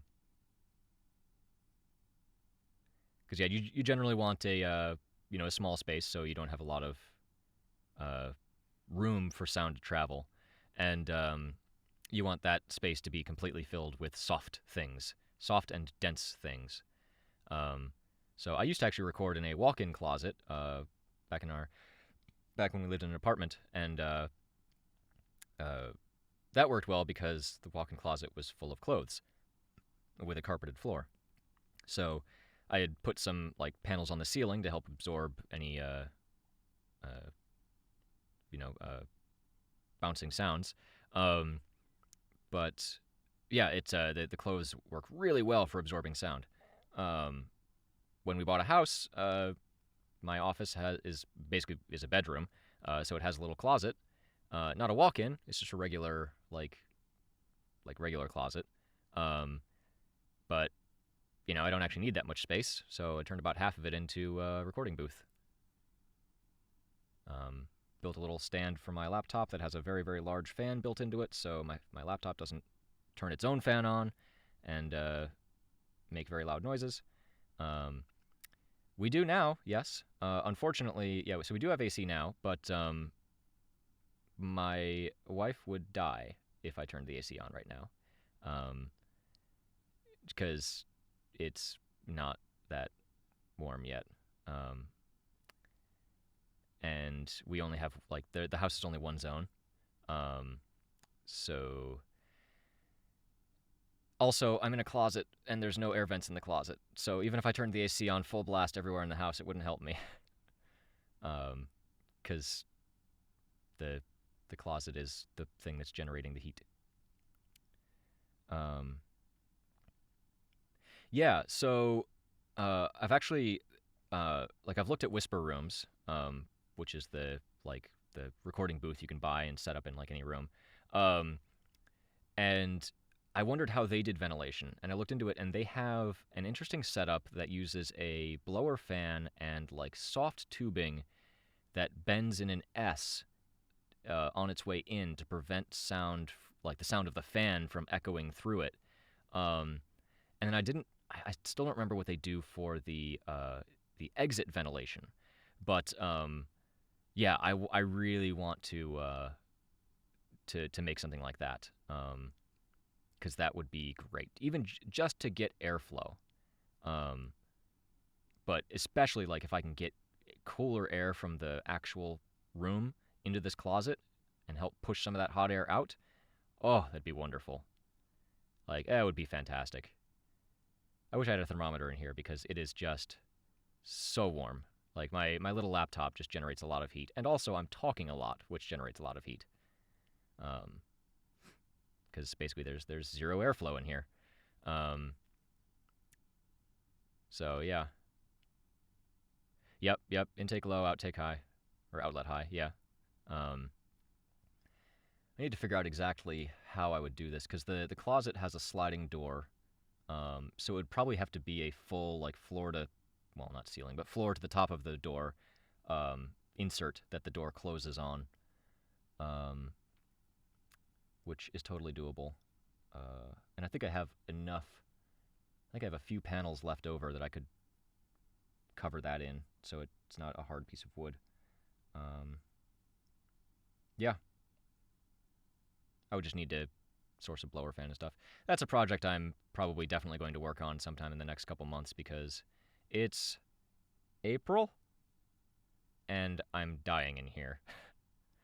I can only imagine what it's going to be like in July or August. Especially because my office faces west and I record in the evenings. So my office is already getting heated up. I recently got like thermal blackout curtains, which have helped tremendously in that aspect, but it's going to be one of the warmer rooms in the house. So already off to a bad start. Oh dear, my laptop fans have turned on. Shows how warm things are getting in here.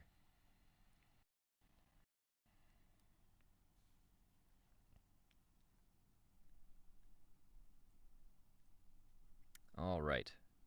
Powering through. Let's go. Gave me leeway. I flew and fought my way back and out. Oh, wait, I stopped that in the middle of a sentence. This is where I want to go. One hit Ophion. It made things move. Gave me leeway.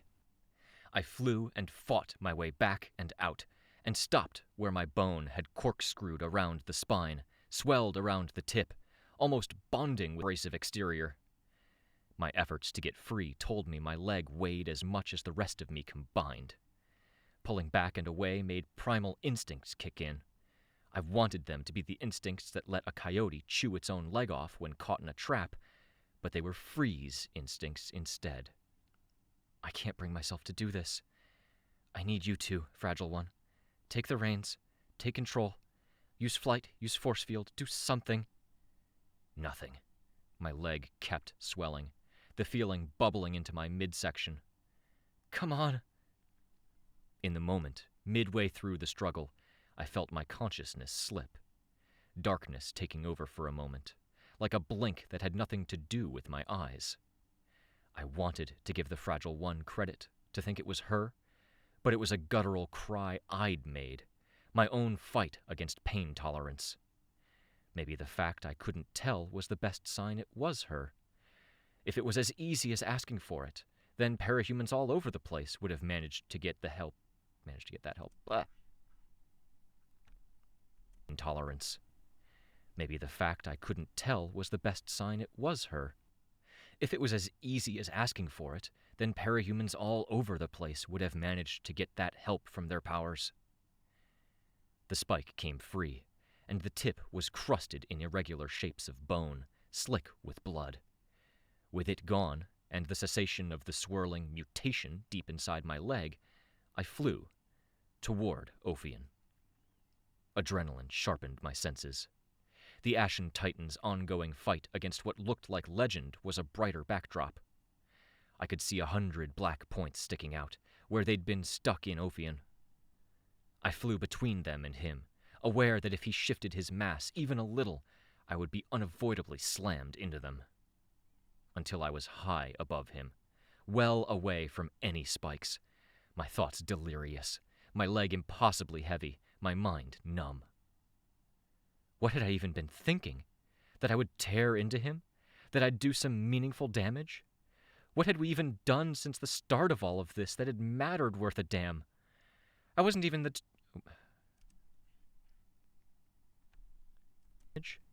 What had we even done since the start of all of this that had mattered worth a damn?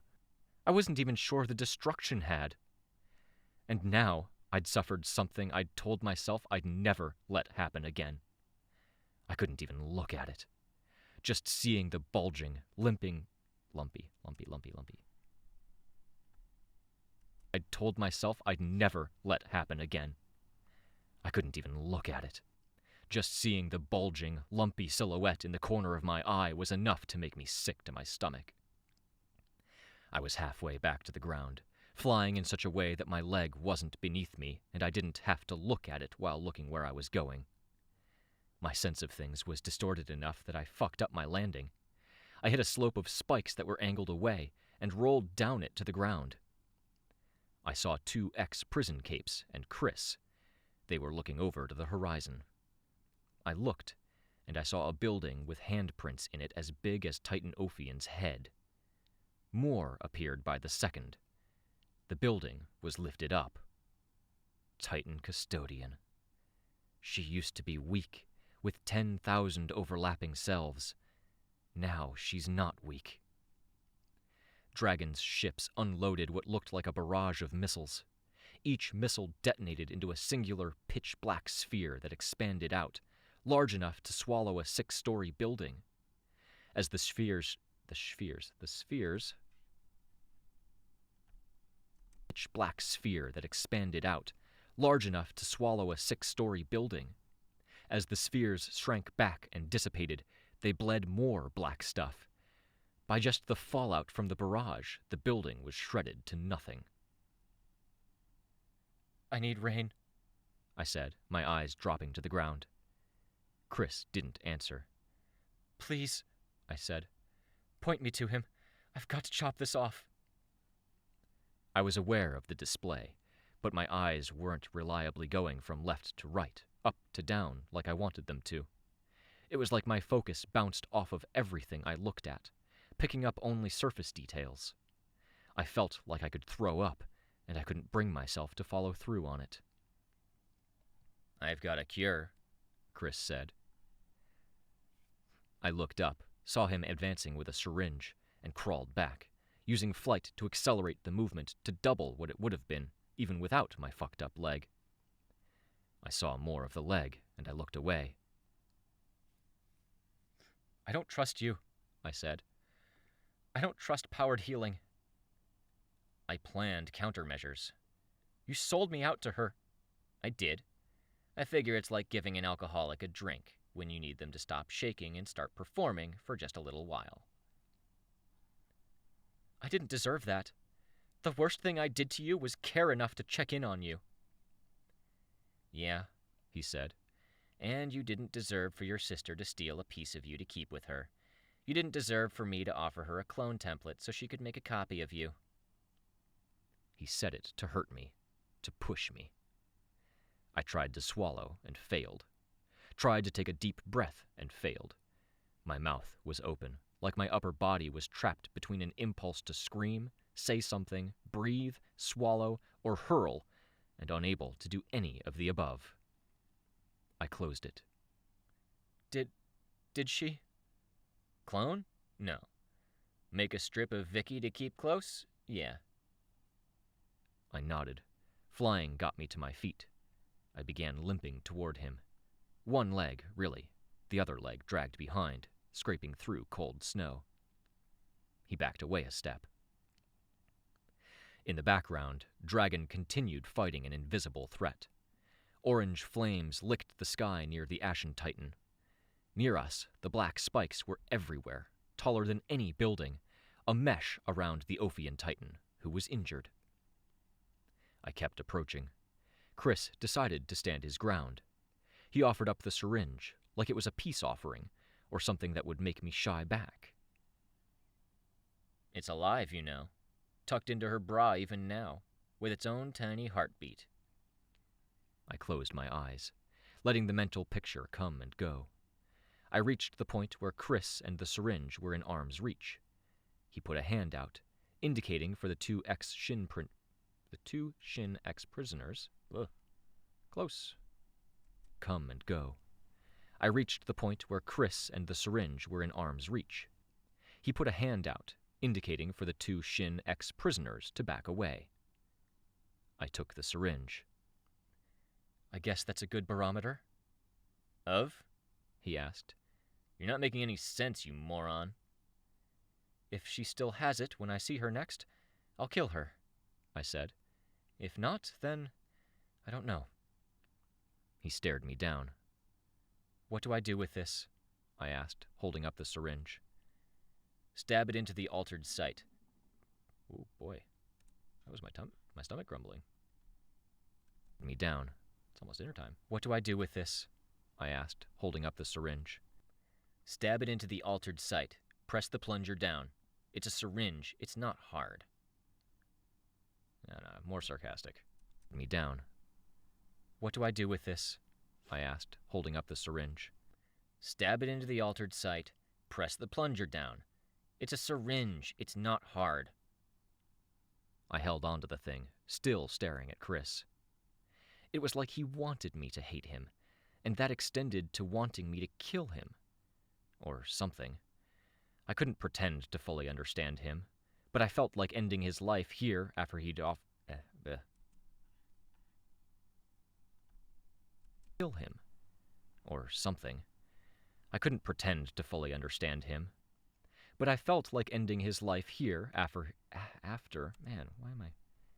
he'd offered me. Or something. I couldn't pretend to fully understand him, but I felt like ending his life here after he'd offered me a cure. Kill him. Wow. Or something. I couldn't pretend to fully understand him, but I felt like ending his life here after he'd offered me a cure would prove him right in something. I wanted to say something that would penetrate that exterior of his, convince him, or even bother him. Kenzie had managed it. Like mentioning Swan Song and how she'd actually grown as a person. Or telling him he deserved his own misery. A gold alert flashed in my right eye. A series of reports about cracks. Ongoing. I ignored it for the time. I ignored it. It flashed in my right eye. A series of reports about cracks. Ongoing. I ignored it for the time being. The fighting continued in the background. I could look up at the Ophian Titan and see the damage I'd done, still healing, while capes flew around him. Narwhal was using the damage as a target point for force fields, leaving them embedded wherever they sank home to slow and stop his regeneration. I stuck the plunger into my leg. Wait, she stuck the plunger into her leg? Not the needle? I don't think that's how syringes work. Leaving them embedded wherever they sank home to slow and stop his regeneration. I stuck the plunger into my leg, high up on the thigh. I pressed it down, my mind numb. The feeling of bones moving and flesh stirring was almost as nausea-inducing. Plunger into my leg, high up on the thigh. I pressed it down, my mind numb. The feeling of bones moving and flesh stirring was almost as nausea-inducing as the transition had been in the first place. I stared Chris down as it took effect, used flight to stay upright. He nodded as he watched the change regress, not progress. I guess it should be, well, depends on which. I stared Chris down as it took effect, used flight to stay upright. He nodded as he watched the change regress. He's a bastard, I said, looking up at the Titan. I could see the mother Titan attacking it, a giantess with a boneless creature 10 times her mass extending from her nethers, grappling Ophian, tearing away flesh. I wanted to spit in his face. Grappling Ophian, tearing away flesh. I wanted to spit in his face, to scream at him, to throw him into those black spikes, or to hurl on him, if I hurled after all. But there was no point to it. The gold alerts continued to come in. I skimmed it, saw cracking, and took it as an alert there was still more coming.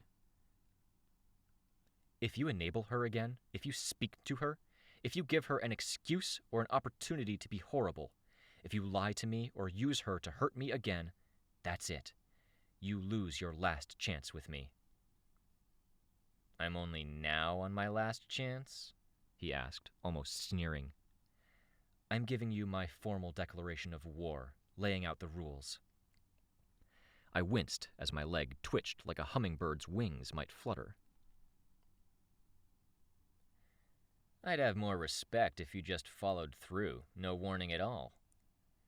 If I followed through, you'd be a sad, unimpressive smear on the ground in a place nobody's ever going to come back to. He shrugged, pretending like he didn't care. My leg was bare, shrouded in tattered costume legging, my boot and armor gone. My injured foot, at least, had healed. I smiled at that, but it was a mean, ironic smile, directed at myself, a joke only I was in on.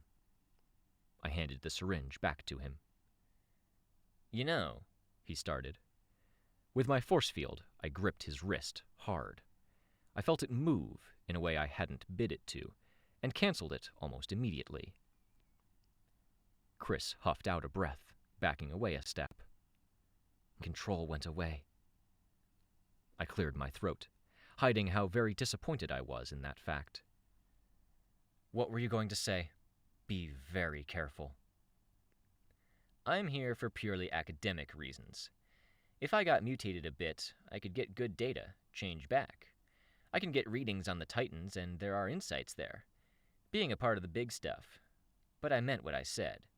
Dead serious. I don't see how we win this fight. They're not even trying right now, and they almost got you. I looked up, then over at the other Titans. At the ongoing fight with the custodian Titan. At Nemean, who threw stuff as he retreated. Thanks for the save, knocking it back, giving me a gap to escape through. Didn't even know you were up there. For the fix, then. I didn't... Whatever, Chris, I said. I flew away. The heroes were spread so thin with all the Titans we had around us. There had been 50 or 60. We'd picked up another 30 or so in reinforcements, which felt more like they were at least partially covering what we'd lost in the chaos and happenstance injuries. Now we had Titan Fortuna, Ophion, the Nemean, the Impaler, Shortcut, the Ashen, and the Custodian. 10 capes for each, maybe? Granted, one of those capes was Legend, Dragon and Defiant, and Narwhal were present too, and I wasn't counting the Giants. But even so, I spotted my teammates, found Rain with Tristan and Kenzie. I landed, wincing at the contact with bare foot on cold ground. Tristan was fixed on the horizon, where he was making one of the bigger constructions of lights and lines I'd seen out of him yet. Sveta, maybe because she'd seen me, hopped down to ground level. Her face was slick with moisture. She looked concerned, but I waved her off. I couldn't take concern right now. Couldn't dwell. Oh, Victoria! Kenzie piped up. She practically flew to me to get closer, and I saw her hand reach for me, felt the clawed eye hook grab me instead. I wasn't paying enough attention. I would have sent people to help, but I was distracted. Because you're puppeteering around this body? I thought. But that was uncharitable. She had her reasons. I didn't trust my feelings in this moment, and any scenario where I gave Chris a pass on his shittiness but snapped at Kenzie was too fucked up for words. I managed, I said. I bent down, pulling off my one intact boot, then the one sock. Where are the rest of our damn capes? The Machine Army, Kenzie said. Oberon and Augur, Scotty, the new Poof Titan, Custodian, but she already got here and brought capes with her. We've got more reinforcements coming. Some big heroes are trying to recruit when they're not fighting. using their rest periods between fights to do stuff. Flying capes were directing ranged fire at the Ashen Titan. I missed my gun, and the impact it had had. Chris thinks they're aimless right now. Is our chessmaster Titan preoccupied with strategy? Figuring out some puzzle? No, Rain said. The silver eyes of his mask looked out over toward Titan Ophion. Strategy? Figuring out some puzzle? All right, have a good night, Vale. Thanks for watching.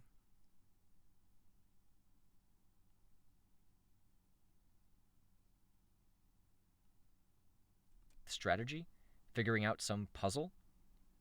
No, Rain said.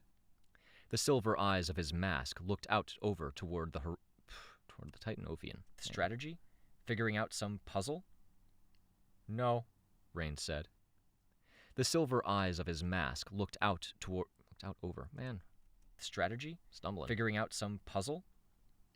No, Rain said. The silver eyes of his mask looked out over toward the Titan Ophion, who was nested in his barrier, as capes tried to shoot through the gaps. But I'm glad you guys noticed that too. Build on that thought, I said. Know why. They're not fighting. Some of them are, Kenzie said. Aimless, I see, but not fighting isn't right, I said. They're reacting, but they're on autopilot. The new ones are sticking to instincts, but they're increasingly disorganized. Nemean Titan's just running. Ophion's just growing his monsters and defending himself. Cineral is walking and building up her ash. Custodian is just an asshole, I think. He trailed off. I looked at the Titans, confirming what he'd said. She might have gotten my message. What did you say, Rain? I asked. I said everything, kind of. Or one thing in a million different ways, each with their own weight. But what was it? I asked. It was Stacy Hartwick reading a letter to me. It was Byron at group, talking about working on letting things go. I saw Tristan turn, looking back at us. In the next moment, the Nemean Titan lunged for a group of heroes. Explosions slowed him and broke his forward momentum. Tristan finished his construction. The buildings exploded into existence, ramming the Titan, who brought a foot up and did an acrobatic backflip. The force of his landing made rubble cascade from piles and shook buildings on unsteady foundation. A big hit, dodged and deflected. Rain went on. It was Jessica accepting Chris and Swansong. Swansong talking about work she was doing with the wardens and seeming proud. This was when she appeared? Swansong? He nodded. Forgiveness? I asked. She doesn't deserve forgiveness, Sveta said. Not forgiveness, Rain said. I don't know enough. It's not my place. More like acceptance? Off in the distance, the Titan Fortuna stood still. Her face pointed at the clouds and the stars above us, arms limp at her sides, the wreath of wolf heads at her shoulders, each with their noses pointed up. Why? I asked. Gilpatrick asked me to think of what I'd say to myself, and I thought of her. I thought she couldn't even make the decision of which course of action to take back when we had to decide. Maybe I understand a bit of what it's like to be caught up in something or someone.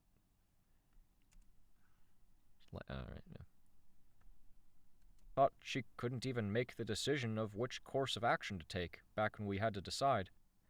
Maybe I understand a bit of what it's like to be caught up in something or something else's current. Caught up in someone or something else's current. Thought she couldn't even make the decision of which course of action to take back when we had to decide. Maybe I understand a bit of what it's like to be caught up in someone or something else's current. I feel like I didn't have a thought of my own in my head until I saw the doors of the shopping center burst open. Even then, it was a rocky road. I don't know. I'm not trying to make excuses. I want to say you're allowed to make excuses, Tristan said, working on drawing out another diagram. But that feels like I'm saying it to myself. Fuck. I just thought, okay, I bet it's really hard to go against a voice in your head that is literally always right all the time. For a certain interpretation of right, Sveta said, quiet. Yeah, Rain echoed. Yeah, so, cool. Really shitty, but we kind of need you to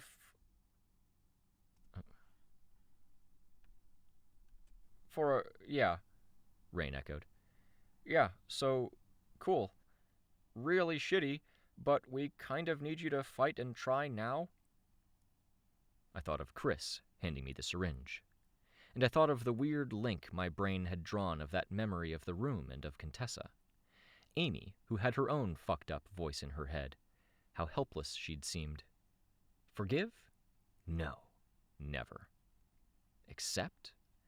I could accept the reality that she'd been fucked over from the get-go, that the situation had been ugly, that day and every... The reality that she'd been fucked over from the get-go, that the situation had been ugly, that day everything had started to go wrong. That Tattletale had planted seeds in her head, and with nobody to turn to, those things had run rampant, twisting up her thoughts. I knew that, objectively. Objectively, I knew our parents had done a pretty shitty job. Carol was Carol, and my dad was the kind of person who only really stepped up when the ship was sinking and it was literally do or die. Objectively, I hadn't been there for her. I hadn't seen the signs. I had my own objective excuses, like the death of the boy I'd hoped to marry one day down the line, that I was raised by our parents. Whatever. Forgive? Never. What she'd done was unforgivable. What Chris had done was unforgivable, and he had his own set of excuses.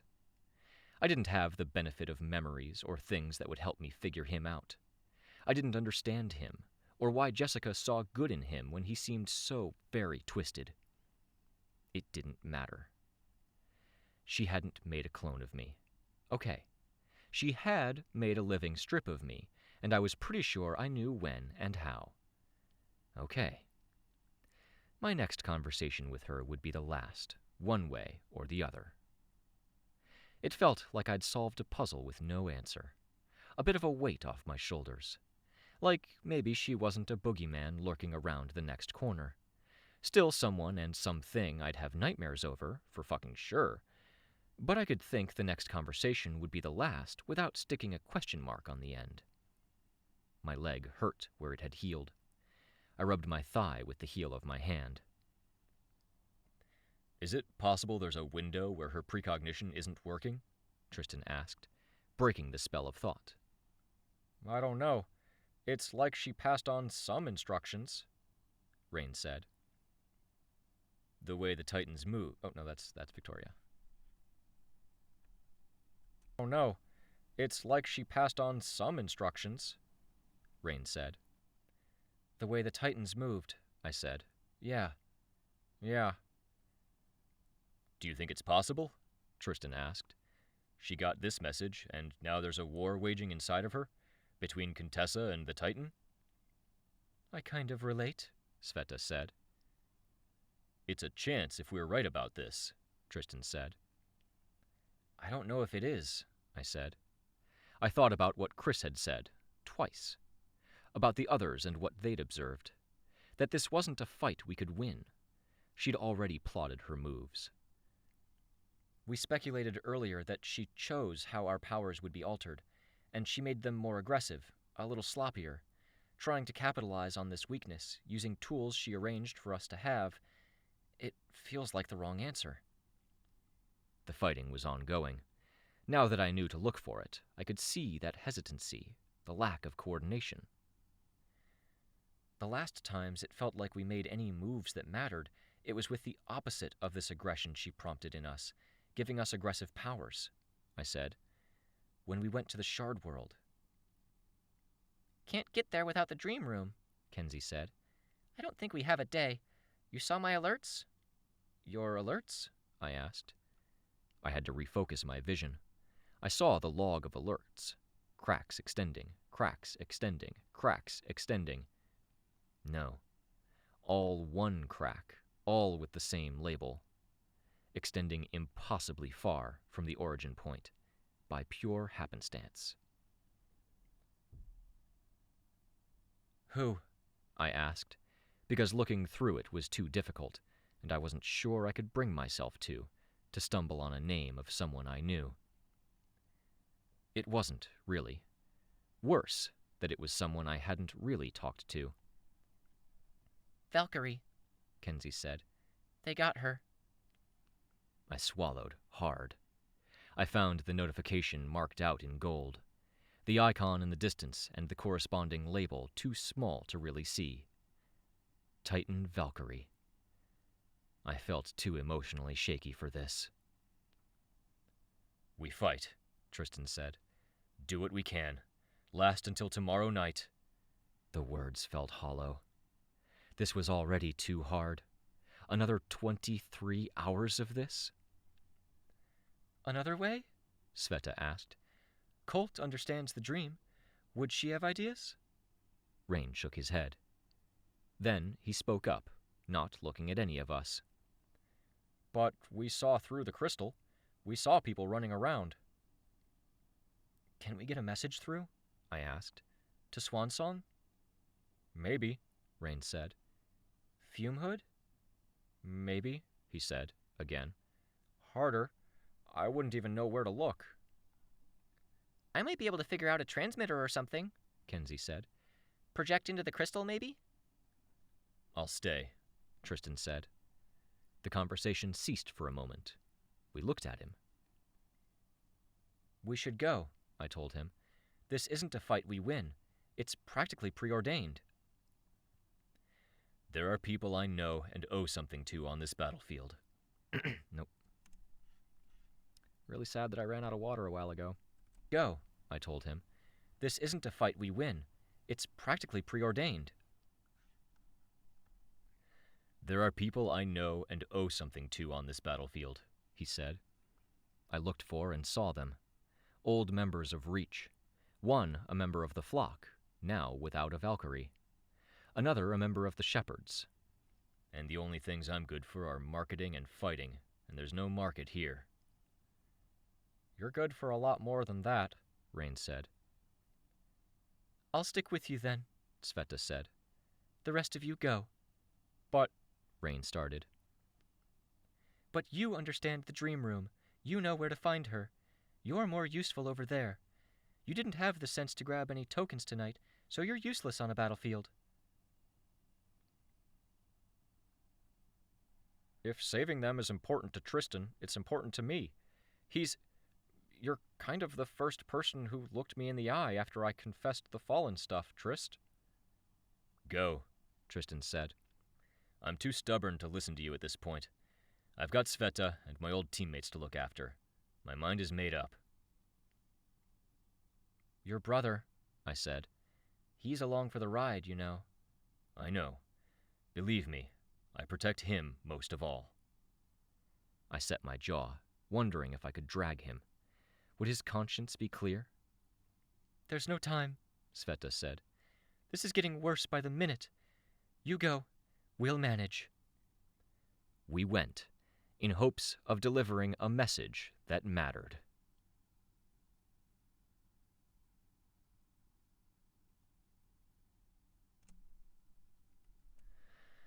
Whew, all right. I need water so bad.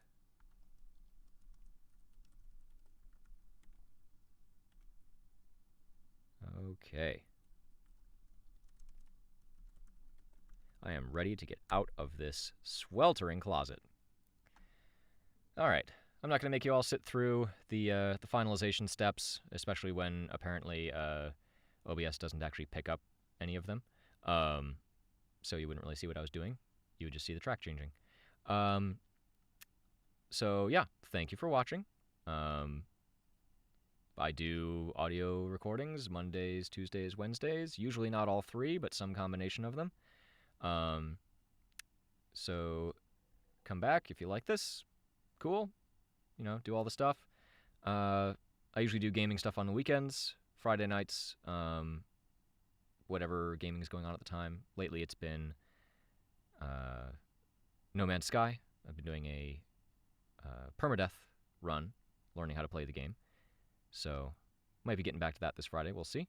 And then Saturday mornings are X-Wing. X-Wing, a tabletop game.